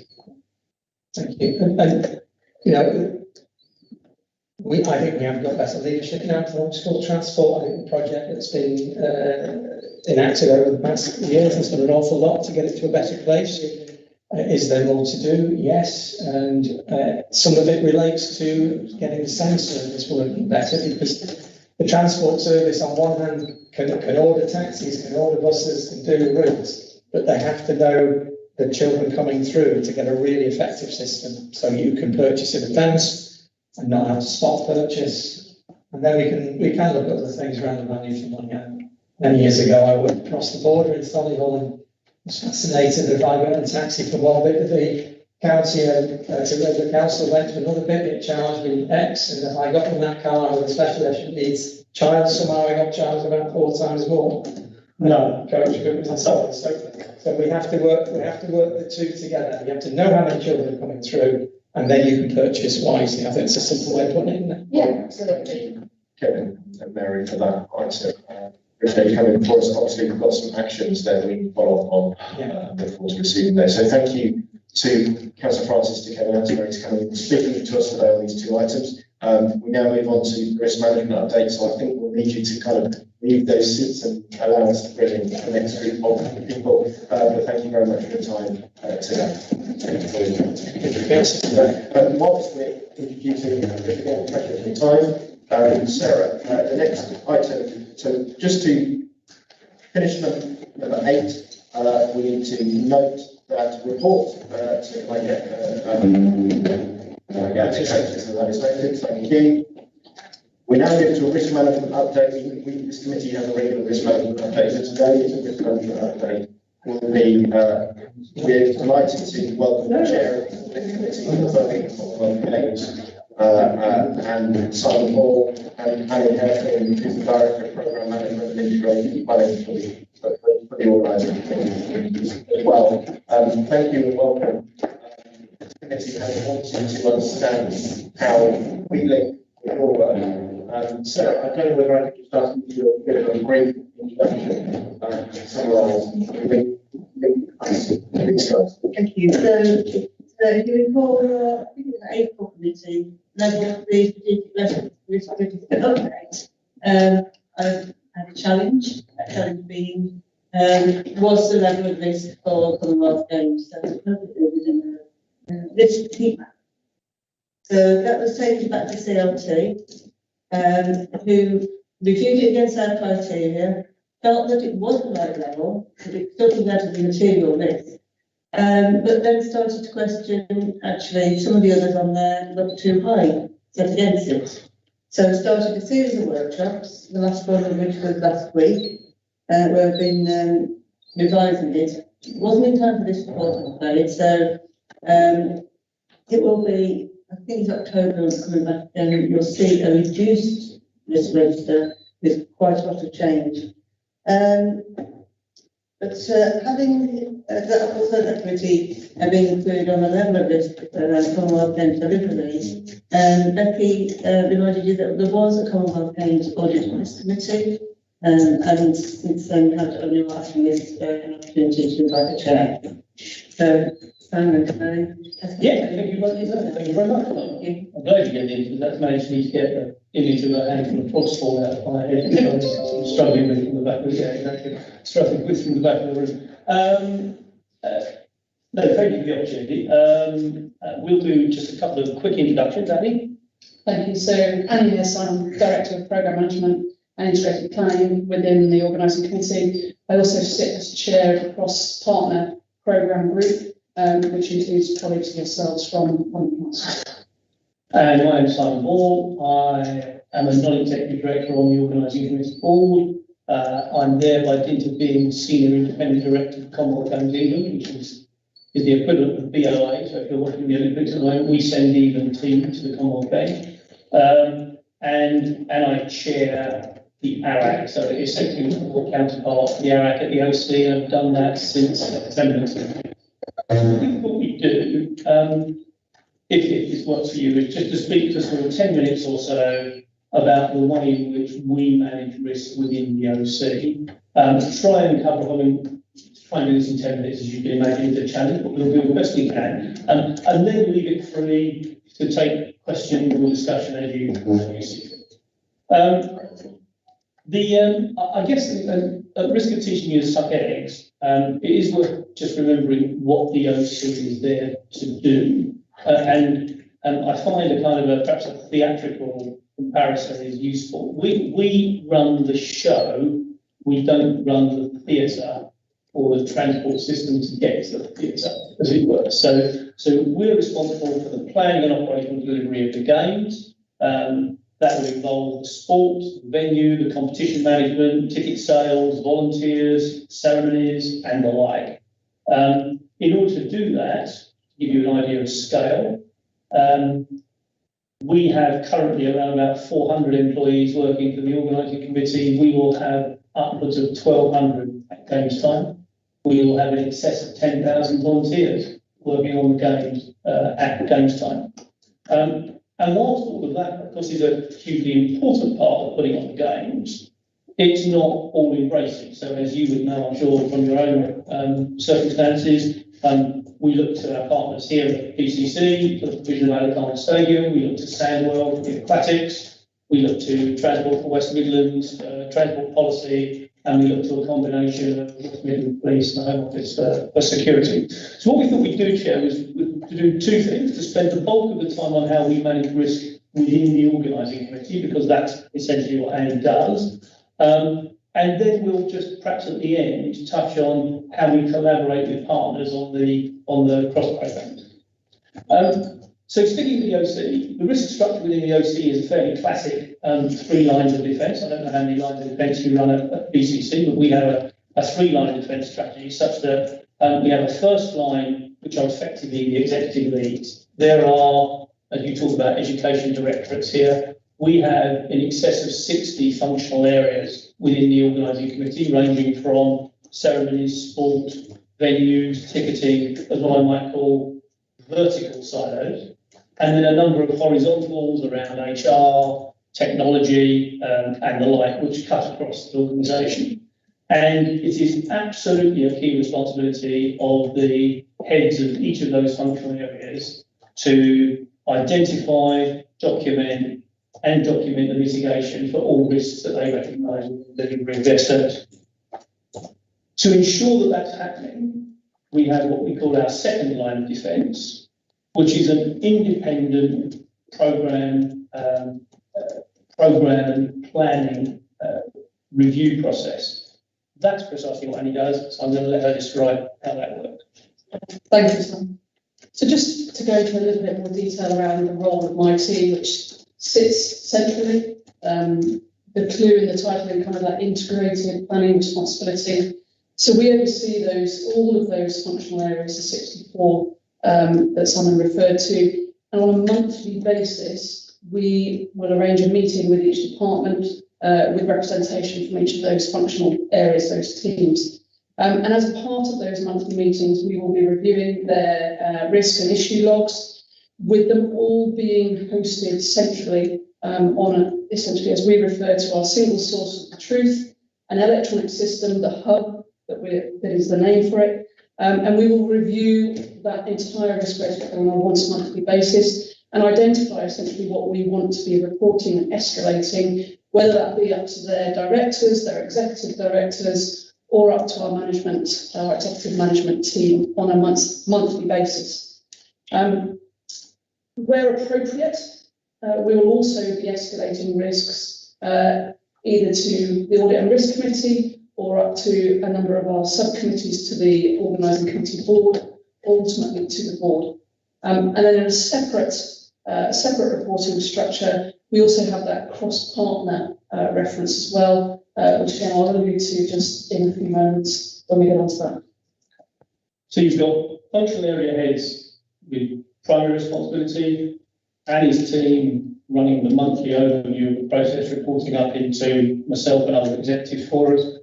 And then we have completely separately our third line of defence, which is internal audit. To I suppose stress the separation of it. Internal audit at the OC is actually outsourced to PricewaterhouseCoopers, so there's a non-executive staff. And we've had that in place now since September 2019. I mean, over that time, I can go into as much detail as you want. We carried out, give or take, sort of 14, 15 internal audits, ranging of everything through budgetary process, gains governance, third-party management, cyber, integrated planning, indeed, an internal audit of Andy's process in risk management. So we get that sort of 4 eyes piece. And because we are what's defined as an arm's length body of DCMS, they are obliged to give an annual opinion on the satisfaction of that process, and their conclusion has been generally satisfactory with improvement. I don't know how it works in local council, but for us, effectively at national government level, there are 4 grades. You're either 1 is good, 4 is bad, and generally satisfactory with some improvement is a 2, and we've been graded 2 for the last 2 years. As we go into the next stage of 1 year to go before games, actually traditional internal audit doesn't really work. The notion that we can't move the date of the games next year. Indeed, less than 2 years from now, we will have dissolved the organising committee under the Act of Parliament through which it's created. Therefore, what we're doing from here on is actually internal audit is being embedded within. So audits are being done on a real-time basis, not sort of, we'll come and look at your work, we'll write a report, we'll send you some actions, and then you think about it. Because, to be frank, we don't have the time to do that. So we're changing the structure as we go through this year. And this year, you'll see a bigger focus on value for money, on legacy, sustainability, diversity and inclusion, the key mission statements around the OC. Worth knowing, there's no reason why you would realise you're outside. In addition to all of that, we have the National Audit Office as our external auditors. And we've had clean audit opinions for both years on the financials as you'd expect, but importantly, nothing of substance in terms of management letter or weakness recommendations. And there is also a central government body called the GIAA, Government Internal Audit Authority, which PwC are required to report to once a year to prove the bona fides, as it were, of their internal audit process. And we've been through that and cleared that for the last 2 years. Indeed, GIAA are going to join my audit committee going forward for the last year to give us an extra level of assurance. If I then come to the equivalent of what you guys do, what I observed today, I have an audit committee which has 3 board members on it.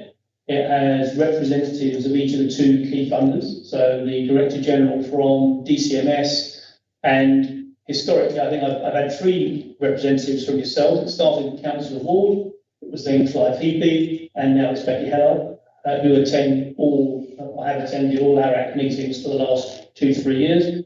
I also have 2 ex officio members, because as you can imagine, on something like this, you need people who are actually steeped in event management. So we have 2 ex officios, one who knows event management very well, was in the risk and finance functions for London 2012, and one who knows Birmingham very well as being the ex-finance director at Birmingham University. And our group met 7 times in 2020. Meetings are typically 3 to 4 hours. Actually, just observing your own for an hour.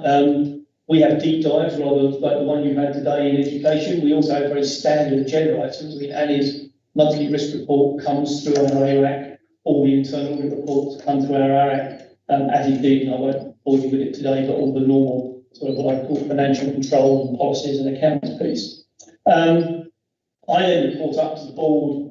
The OC board meets every 2 months. I report into that board formally at every meeting. And I'm also obliged to report to DCMS annually to confirm that we've followed the right governance rules. There are 2 other aspects I'll cover, Chair, and then conscious of time, we'll move on to the cross-partner piece. But I think these are interesting aspects in terms of assurance. Not all matters risk-related come to our ARAC, in that we have 2 other subcommittees of the board. One is a contract approvals committee. So every contract that's signed with a valuation of above £1 million goes through an independent contract approvals committee, 3 members of the OC board, more of a, shall we say, a legal and commercial background, who would review all contracts for economy, efficacy, and the like, as you would imagine. And we also have what we call OPCO, which is the sort of the operational risk committee. We don't really have time, as you can imagine, with the amount of ground you have to cover with a £780 million budget and try to get everything done within 4 years, as we have. We have an OPCO that looks specifically at venue management, village management, transport challenges, and that OPCO is actually a much greater weight of ex officio members. So people who are drawn from the sports community around the UK and who've had experience in hosting world championships and events such as the ones you've done before, the NEC and the like. And that's where we really we go into the sort of the granular detail of, what could go wrong with the broadcast, or what could go wrong with the venue overlay or catering. And then there are finally 2 important external validations, which I think is well worth being aware of. One is, we're spending quite a lot of your money, but we're also spending quite a lot of central government's money. And we are reviewed twice a year by something called the MPRG, which is the government's major project review group, which works out of the Cabinet Office. And that involves a fairly forensic run through everything from risk to finance to critical path decision plans and so on and so forth, which we have to present down in London probably over 2 or 3 days, I'd say twice a year. And then finally, we have something called COCOM, which you may have read about. This is something that runs out of the Commonwealth Games Federation, so the equivalent of the IOC. They've now conducted 6 visits, and they bring in a team of half a dozen people led by a vice chair from the Commonwealth Games Federation. And they clearly have all the experience of having run and managed games in Glasgow or Delhi or Gold Coast before. So they are well up to date on best practice and the sorts of challenges that can come with that. And they've just published, actually, and I'm sure somewhere within Birmingham, you will have a copy of this. They've just published their last 48-page report, which is now focusing, as we kind of transition from planning to operational delivery. They're focused on that area. I'm going to say 90 seconds worth on cross-partner, because that's what we do within the OC, because I've focused on. We do clearly, and you'll be aware of this, we work cross-partner on Alexander, we work cross-partner on Sandwell, we work cross-partner on all the considerations about Perry-Barr and the village earlier in the process. And there are a number of cross-partner groups that operate to effect those conversations. Annie chairs one of them. Annie, do you just want to give a couple of examples of how that operates? And then we'll... Thank you. So the group I chair, as I said, is the cross-partner programme group, which sits essentially across all of the P&L offices from each of the delivery partners, so BCC, TFWM, DCMS sits in there. We also have West Midlands Combined Authority and West Midlands Police alongside the organising committee. And not dissimilar to our monthly cycle, but we will escalate anything that we feel is relevant in a cross-partner environment. All of the partners have that opportunity to escalate into that forum, and essentially then to raise risks up to our group of CEOs, who again meet on a once-monthly basis. And from that, we can escalate risks that may pertain to the capital programme, the security programme, the organising committee's activities. But we have that consistent method of review, sort of check against each other, that challenge each month through a forum, and then that combined report is then presented up to the CEO group on that once monthly basis. In parallel to that, we also have our auditors within an integrated assurance group. So on our behalf, PwC, chair a cross-partner integrated assurance group, so with representation of the audit organisations from each of the partners as well. So hopefully, Chair, I know that addresses your exact questions. I mean, I think that was incredibly helpful and incredibly useful overview. I'm aware, colleagues, that Councillor Jenkins needs to leave us at dead on 4. Other colleagues, we may need to go on to about 4:10 in order to get the next item dealt with as well. But I'll hand over to any colleagues with any questions for the team. So I think in that case, you have answered our question. It's been incredibly helpful to understand how you guys are working in terms of audit. I think it would be useful if there is any kind of documentation map of how that works for us to learn from some of the experiences that you've had, particularly where that is. Well, Becky is a member of my area, so Becky has access to all of our papers and within the realms of sort of commercial confidentiality, as it were. I have no problem with her sharing as much of that as you want to, but she would have copies of all the risk registers and everything that dates back to the present. The one last thing I'd say, Chair, and I should always leave when one's given the opportunity, I know, but it's just this important thing for you to know. Where does all of this come together?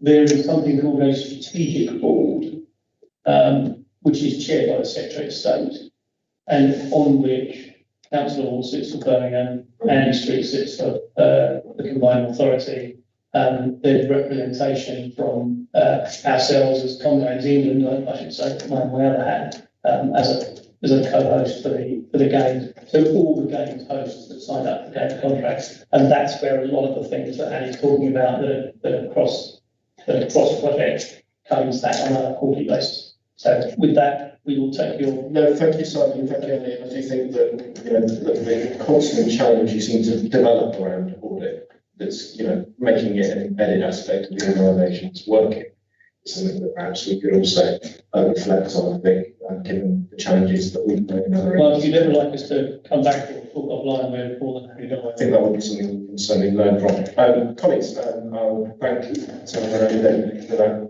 Thank you. I do appreciate it. Could I get that report be noted? Thank you, colleagues. And then there is the external auditing progress report, which has been written and submitted for noting. I think the external auditor is not with us today, so any questions will need to be addressed through me to them. Formally, are there any questions with regard to the external auditor's report? No, in which case can I get that noted? Colleagues, this then takes us to the final item, which is to welcome Stuart Fair from CIPRA Advisory. So Stuart has been working on the CIPRA Financial Management Capability Report and he's going to give us an update about the final assessment we've done. I know that I spoke with yourself and your team with regard to this, and it was an important challenge that was set for us by former Chief Financial Officer to move to set us a timescale for us to get to from a poor performance to an improved performance. So, Stuart, do you want to quickly take the committee through that? As I say, we've probably got 10 minutes plus 5 questions. Thanks very much, Chair. Good afternoon, ladies and gentlemen, of the committee. I have to say it's a great pleasure to be here to report on our assessment of financial management capability, updating our previous exercise, which was conducted between September 2018 and April 2019. I've got a very short presentation here. I can go through the slides there. Hopefully you get a copy of this. This year we did a refreshment of the previous exercise. The previous exercise delivered a 1 star out of 5, which was a bit of a surprise to us at CIPRA. Certainly was a surprise to members and officers at the council. We undertook the same type of exercise, but we did a deeper dive in financial resilience and capability, and the outcomes are on the slide deck here. In terms of financial resilience, there's been a significant improvement, and we would assess Birmingham City Council's resilience as moderate now. We test adequacy of reserves, the strength of the medium-term financial plan, and the ability for the organisation to deliver savings and square the circle, particularly where there's a structural deficit, which is somewhere down the line in years 3, 4 in your financial plan. So compared to others and compared to the benchmarks that we have, Birmingham City Council is in a good place at the moment, moving forward in the right direction. For the next slide, please. That's it. The lag. Yeah. Certainly, in terms of overall scoring, we've moved from a 1 star to a 3 star out of 5. We took extensive evidence on this and interviewed 42 people. We had a deep dive into the documents and we looked at the strength of movement between the 2019 exercise and the 2021 exercise. Regardless of the pandemic and the turbulence at the top in terms of chief executive, what we saw was a remarkable turnaround in the pace and the strength of financial management capability. The model looks at 30 statements of good practice across the usual realms of financial management in terms of accounting, financial strategy, but it does look at governance, and it does look at internal control and risk management, procurement, and certainly on governance side, I witnessed it today. This is not past the Audit Committee and governance, which was already reasonable, is slightly improved in the scoring on the model. But we identified 6 strengths across the council. That was the high level matrix score you still have read there in terms of RAG rating there. That was the 2019 position, and that has transformed to 2021. You will see there we're moving towards a couple of gains and only one matrix box on red, so significant improvement across the board, particularly in people management dimensions. One of the biggest issues, biggest challenges that we saw was the lack of accountability for delivering financial management performance. And certainly that was a real weakness. Now that's been significantly strengthened in terms of control through accountability letters, through holding chief officers to account. We've seen it today here. And there's an alignment with the approach that you have developed with the scrutiny and Audit Committee that really, as well as scrutiny from the Section 151 and Deputy Section 151 officer, that really has moved everything in the right direction significantly. Next one. That's okay. Certainly, where we are in terms of scoring, there's 6 strengths: financial leadership, the financial strategy, and the financial plan 2021-2025 is excellent. It's one of the best we've seen, particularly in this current climate. End-year auditing is a lot stronger. Forecasting and calibration agility is now pretty sound. Treasury management and management of reserves is towards first class. Excellent. Strong governance and risk doesn't mean to say that there's big issues, big challenges, but you have a mechanism to actually identify and move these challenges along. Advanced business partnering is in place as well, and that was a bit of a weakness in terms of the financial core function and the services. So there were six areas that we identified as strengths, some of which were previously weaknesses. So it certainly is great to come back to an organisation that you previously assessed and seen the turnaround and seen the real grip on recommendations that were previously made. There's still areas for development, of course, and we've identified 5. There's still some movement on accountability for financial performance. Transactional finance and asset management are still areas that need to be improved, as is procurement. I don't think any of that will be a surprise to you. There's also a finance team restructuring which will develop now that there's a target operating model project underway. Overall, Birmingham has really moved beyond sound financial management towards highly effective financial management, so that there's certainly been big strides made. And we would have confidence if pace is maintained, trajectory is maintained, that Birmingham City will achieve 4-star status out of our 5-star model by September, October 2022. So quite a turnaround from a 1-star organisation to 3 with aspirations for 4-star. And it's really been a pleasure to come back and see that change. Certainly in terms of financial management capability and the finance team, we will be regarded as a centre of excellence in years to come. Thank you. Thank you for that. That's really helpful, Stuart. And obviously, you're very positive news from your report and to all those that were involved. It's disappointing that we haven't achieved by that. So here to thank us for the work on that. Councillor Bryan. I've got one simple question. I'd like to know who or what has been responsible for this fantastic turnaround. In a nutshell, what's happened?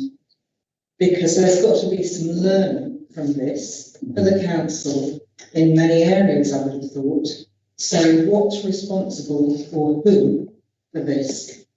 There's a number of factors. It's not just one individual.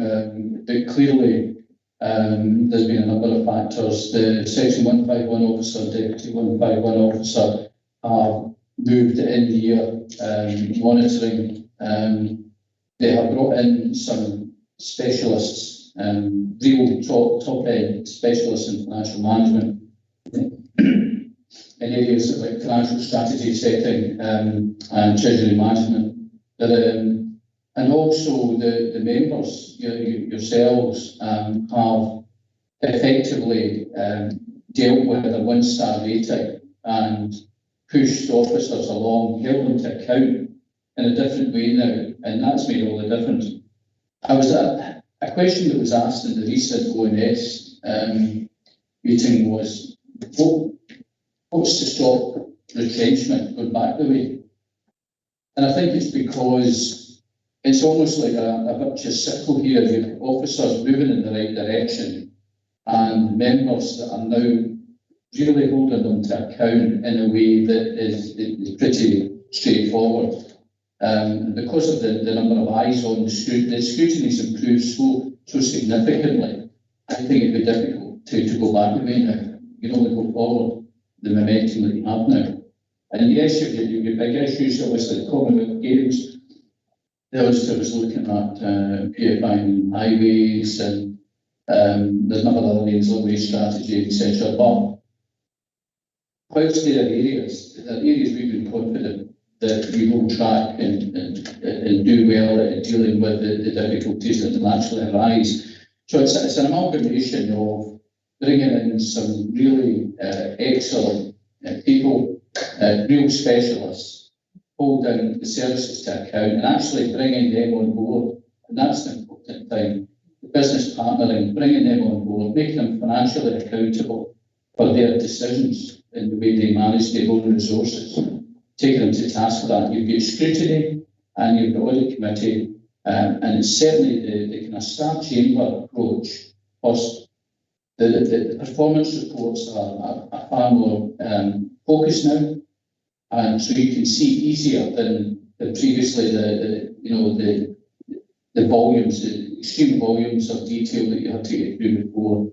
So it's certainly a mix of you put people in, you brought in some real experts, and the services have responded to it. Also, you members have really responded to that as well, and that's made all the difference. I can't see you sliding back the way you're only going forward. I mean, when we looked at the one star, there were some authorities that probably were quite disparaging of Birmingham, but we're looking at them now and they're in trouble. The same authorities. So you've got well by them, you're in a good place, but I think there's real potential to be very best. But we've got to keep those challenges in mind. Absolutely. It's a follow-up, if I may, from Marge. Under the previous administration, I was deputy leader and responsible for improvement. When I took over, we've got one star under the old system, the old CPA system. I improved it with my colleagues to a 3-star, and yet we did slip back. And it's all very well, using the analogy of the Commonwealth Games or the Olympics of doing 2 metres, 50 high jump. How do you keep on doing it? And this is the thing that concerns me, that we reach the heights and then have slipped back, and we have to put an enormous amount of energy in recapturing what we had before. And this is my concern. It's good that we've made this progress, and it's very kind of you to say that the Audit Committee have been part of that progress. But how do we retain it? I think part of the reason previously, Councillor, was about corporate complacency, and there certainly wasn't the urgency, and there was probably the worst behaviours at chief officer level, putting up savings that were never going to deliver. That's all. I think that's now been well dealt with. There was structural deficit, according to the 21-25 plan, it will hit you in year 3. So there's still real challenges to square the circle and generating efficiency savings that'll that will give you stability the way forward. But, you know, where you're going is you're going in a good place to deal with that structural deficit. It would be supremely important that you deal with it appropriately. No, I just don't think that you will be slipping back. Perhaps a challenge that you have one is keeping the financial expertise that you have. There's a number of interims, and they may not be around. So it's a case of trying to grow your own. And I think what the Deputy Section 151 officer is doing is trying to basically bring in financial expertise at trainee level, basic grade level, and try and move it forward that way. And I think it will be a centre of excellence, there's no doubt about it. As I said, it's a virtuous circle. It'll attract good people, and I think things will go well for the council and way forward. Thank you, Stuart. We will continue to keep that challenge. Councillor Tilsley and then Councillor Hall. Not Councillor Tilsley, Councillor Jenkins, and then Councillor Hall. Similar receives funds. Sorry, apology. It's good to hear of the improvement, of course.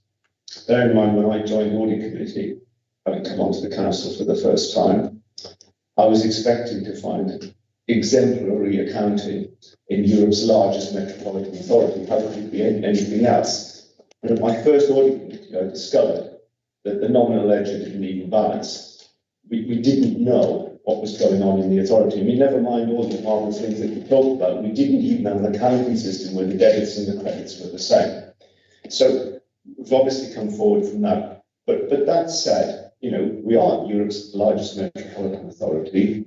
We are paying an eye-watering amount of money for interim officers to do this. And I think 3-star is the least we could expect. I think, you know, as in our position, we should expect to be 5-star. And, you know, if one was running a £3.5 million company, you'd be slightly disappointed, I think, if your finance director delivered 3 out of 5 stars. So whilst it's, thank goodness, you know, the situation has improved, and it's really good to hear that it has improved. And I think you're right, I think the members have made a difference, particularly this committee. I think we really should, the people of Birmingham are entitled to expect it's 5 stars. Shall I take Councillor Freeman's question on as well? Comment, so Councillor. I wanted to comment as well, Chair. I did a conference last week with national organisation monitoring officers. And part of that discussion is very relevant to what has in fact just been said. Because I think it's about culture change, and culture change within the officer cadre, as well as culture change amongst members, and establishing a transparency within that culture change, which allows, therefore, people who have the knowledge and ability to deliver. And I think it is what has happened over a short, and it is a very, very short period of time. I think it's no more than 18 months or so, years at most, over which this culture change has come about. Frankly, say so now as hindsight, I wasn't particularly surprised when I heard what the result was. Because having had an involvement in the process, therefore knowing what the sort of questions were that were being asked, I thought it was quite possible that the authority would move up in the star rating, because it's deserved. I have no doubt about saying it's deserved. Picking up on Paul Tilsley's comments about sustainability comes back to ensuring that culture shift is maintained. And I think that's beholden, a task that is beholden on the chief executive as well as the leader of the council. as long as those two individuals commit to maintaining what we now have, I think there is every reason to believe that there will be no slippage. Councillor Morell. Thank you, Chair. Yeah, it's interesting, but I was always taught growing up, if something sounds too good to be true, it normally is. So it's welcome that we're 3 stars, but it's also very surprising. I want to draw, my question is going to be around COVID-19, because this has happened during the pandemic, in a period where governments have been throwing money at local authorities. I want to know from your experience, how much has that really played a role in this? And I also just want to echo what Councillor Jenkins said. We're celebrating 3 stars here. If I was going to eat in a restaurant and I saw 3 out of 5 stars on a hygiene rating, are you going to sit down and spend that money there? Also, you're not, and we should be 5 stars. So there is room for improvement. Not to be the cynic around the table, I'm really not confident. So I do hope, because you've mentioned it 3 times, that you think that it's going to improve, and I really hope those words don't come back to bite. Can I just jump in on that? This issue of 5 stars, how many of other councils, how many are at 5-star rating percentage? There's a small group of 4-star. So there's no 5 stars? There's no 5-star. At this point in time, the main thing that's occupying local authorities is just to square the circle and set a budget that there'll be enough money to make it through to the following year. In terms of COVID, the impact of COVID, it's certainly been clear that the council have done really well at delineating COVID grant. So the tracking of COVID money is been exemplary here, compared with others. The impact on services, though, is slightly different, in as much as the real demand for normal service has been obscured by COVID. And yes, that may have an impact on the way services manage their money, but now there's a framework there for them to manage their money responsibly, in as much as their financial performance as well as operational performance. So although it is 3-star, it's a great improvement from 1-star, but there's still much to do to move on. There is areas of asset management, procurement that need to be strengthened. Transactional finance as well, paying the bills, recovering money, that needs to be strengthened. That's been clear, and there's some high-end risks, including Commonwealth Games. That's been highlighted as well, because the city has not been exemplary in the past of managing partnership relationships and the risks with partnership relationships. So there's still issues there.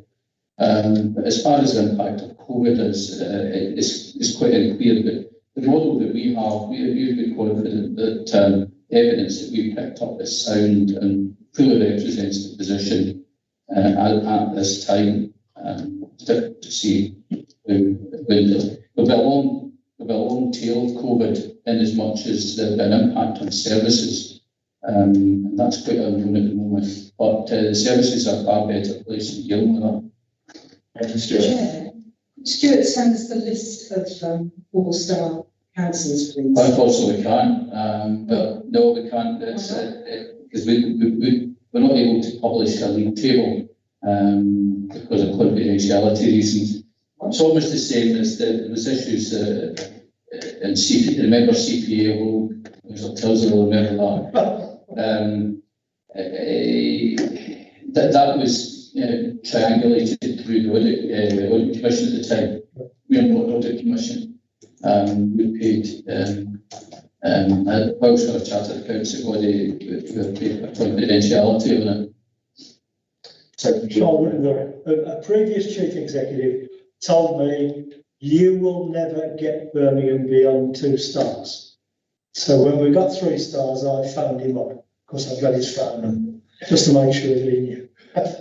Well, thank you. And I would say, whilst noting the challenge that Councillor Morell puts in front of us, that this is, if we come straight out of kind of 4, I think that would be more. I think we can see significant improvement. And this committee has played its role in challenging And I think we have seen a change in the attitude of officers towards this committee. We've seen that we're able to summon officers to this committee on our request. In the past, we might not have done it because then I've set a deputy or a delegate, a junior officer. Now we've got senior officers coming to this committee, and we have seen that attitude change. And I think it is beholden to this committee to keep pushing that challenge and keep saying, keep recognising that there is a continued need, as Councillor Sarah said, of persisting the culture change and ensuring that it doesn't disperse over time. The other issue I think what might be useful is to ask for the Chief Financial Officer to give a response to these challenging areas for improvement that are in this, to come and address the committee as part of the way of keeping that going forward. I think it's worth that, and although you didn't mention it, we know it's Clive and Becky who made the difference, right? Particularly the way Clive set things out to begin with, and Becky has continued that, and you can see they're heavyweight finance directors. They're the sort of person you'd expect to find running the accounts in an organisation like this. It doesn't stand apart, right? But in terms of slipping back, I think it's eminently possible for us to slip back. If we only need to weaken this committee, a couple of really good people that we've got to leave, and it wouldn't take a lot for this authority to slip backwards. So I think we have to be ever vigilant. Yeah, that's a good way to end that item. Stability. Thank you, colleagues. So can we note that item for recording? Agreed. Thank you, colleagues. I'll just very quickly run through the schedule of outstanding minutes. Minute 279 from the January meeting, the assurance session, Children's Wellbeing Portfolio. That's the Council Transformation Programme to be shared at the Future Committee. That will be shared at the September meeting where the leader of the council will be joining us. Minute 305 from the March meeting, informing the audit risk assessment, group company governance. That is scheduled for tomorrow evening from 5:30 to 7 o'clock. It's an online Teams meeting. It's not compulsory for parents, but members will be strongly encouraged to attend on Teams. Minute 318 from the April meeting. That's a formal statement to be provided to the audit committee around the reason for rating the risk related to online games. You'll be providing a report today, and obviously there's another one about inviting the chair of Commonwealth Games Audit Committee. So we address that today, so that minute can be removed and dealt with. We're waiting for the July meeting, a briefing note on the restructuring of the street scene service area and a reformal response to the use of tips on Bromsgrove City Council, given the lack of household recycling centres in the south of the city. Birmingham Audit Annual Report, the minute 335 from the July committee. The committee agreed for an update on procurement contract process control governance to be provided. That will be scheduled for the November committee meeting. And the minute 338 from the July meeting, further briefing session to be arranged for members on the draft statement of accounts, and that is also included in tomorrow evening's online meeting. The date of the next meeting is scheduled to take place Thursday, 30th of September at 2 o'clock in this building. And that's a moving of the 28th of September meeting to the Thursday, the 30th at 2 o'clock. So that's an unusual day of the week for us to be meeting, but that's due to ensure that the leader and chief executive both come to that meeting. Any other urgent business for this committee? None received, in which case I will move on to authority to chair officers. In an urgent situation between meetings, the chair, jointly with the relevant chief officer, has authority to act on behalf of the committee. Is that agreed? Thank you, colleagues, and I therefore bring this meeting to a close. Apologies for this.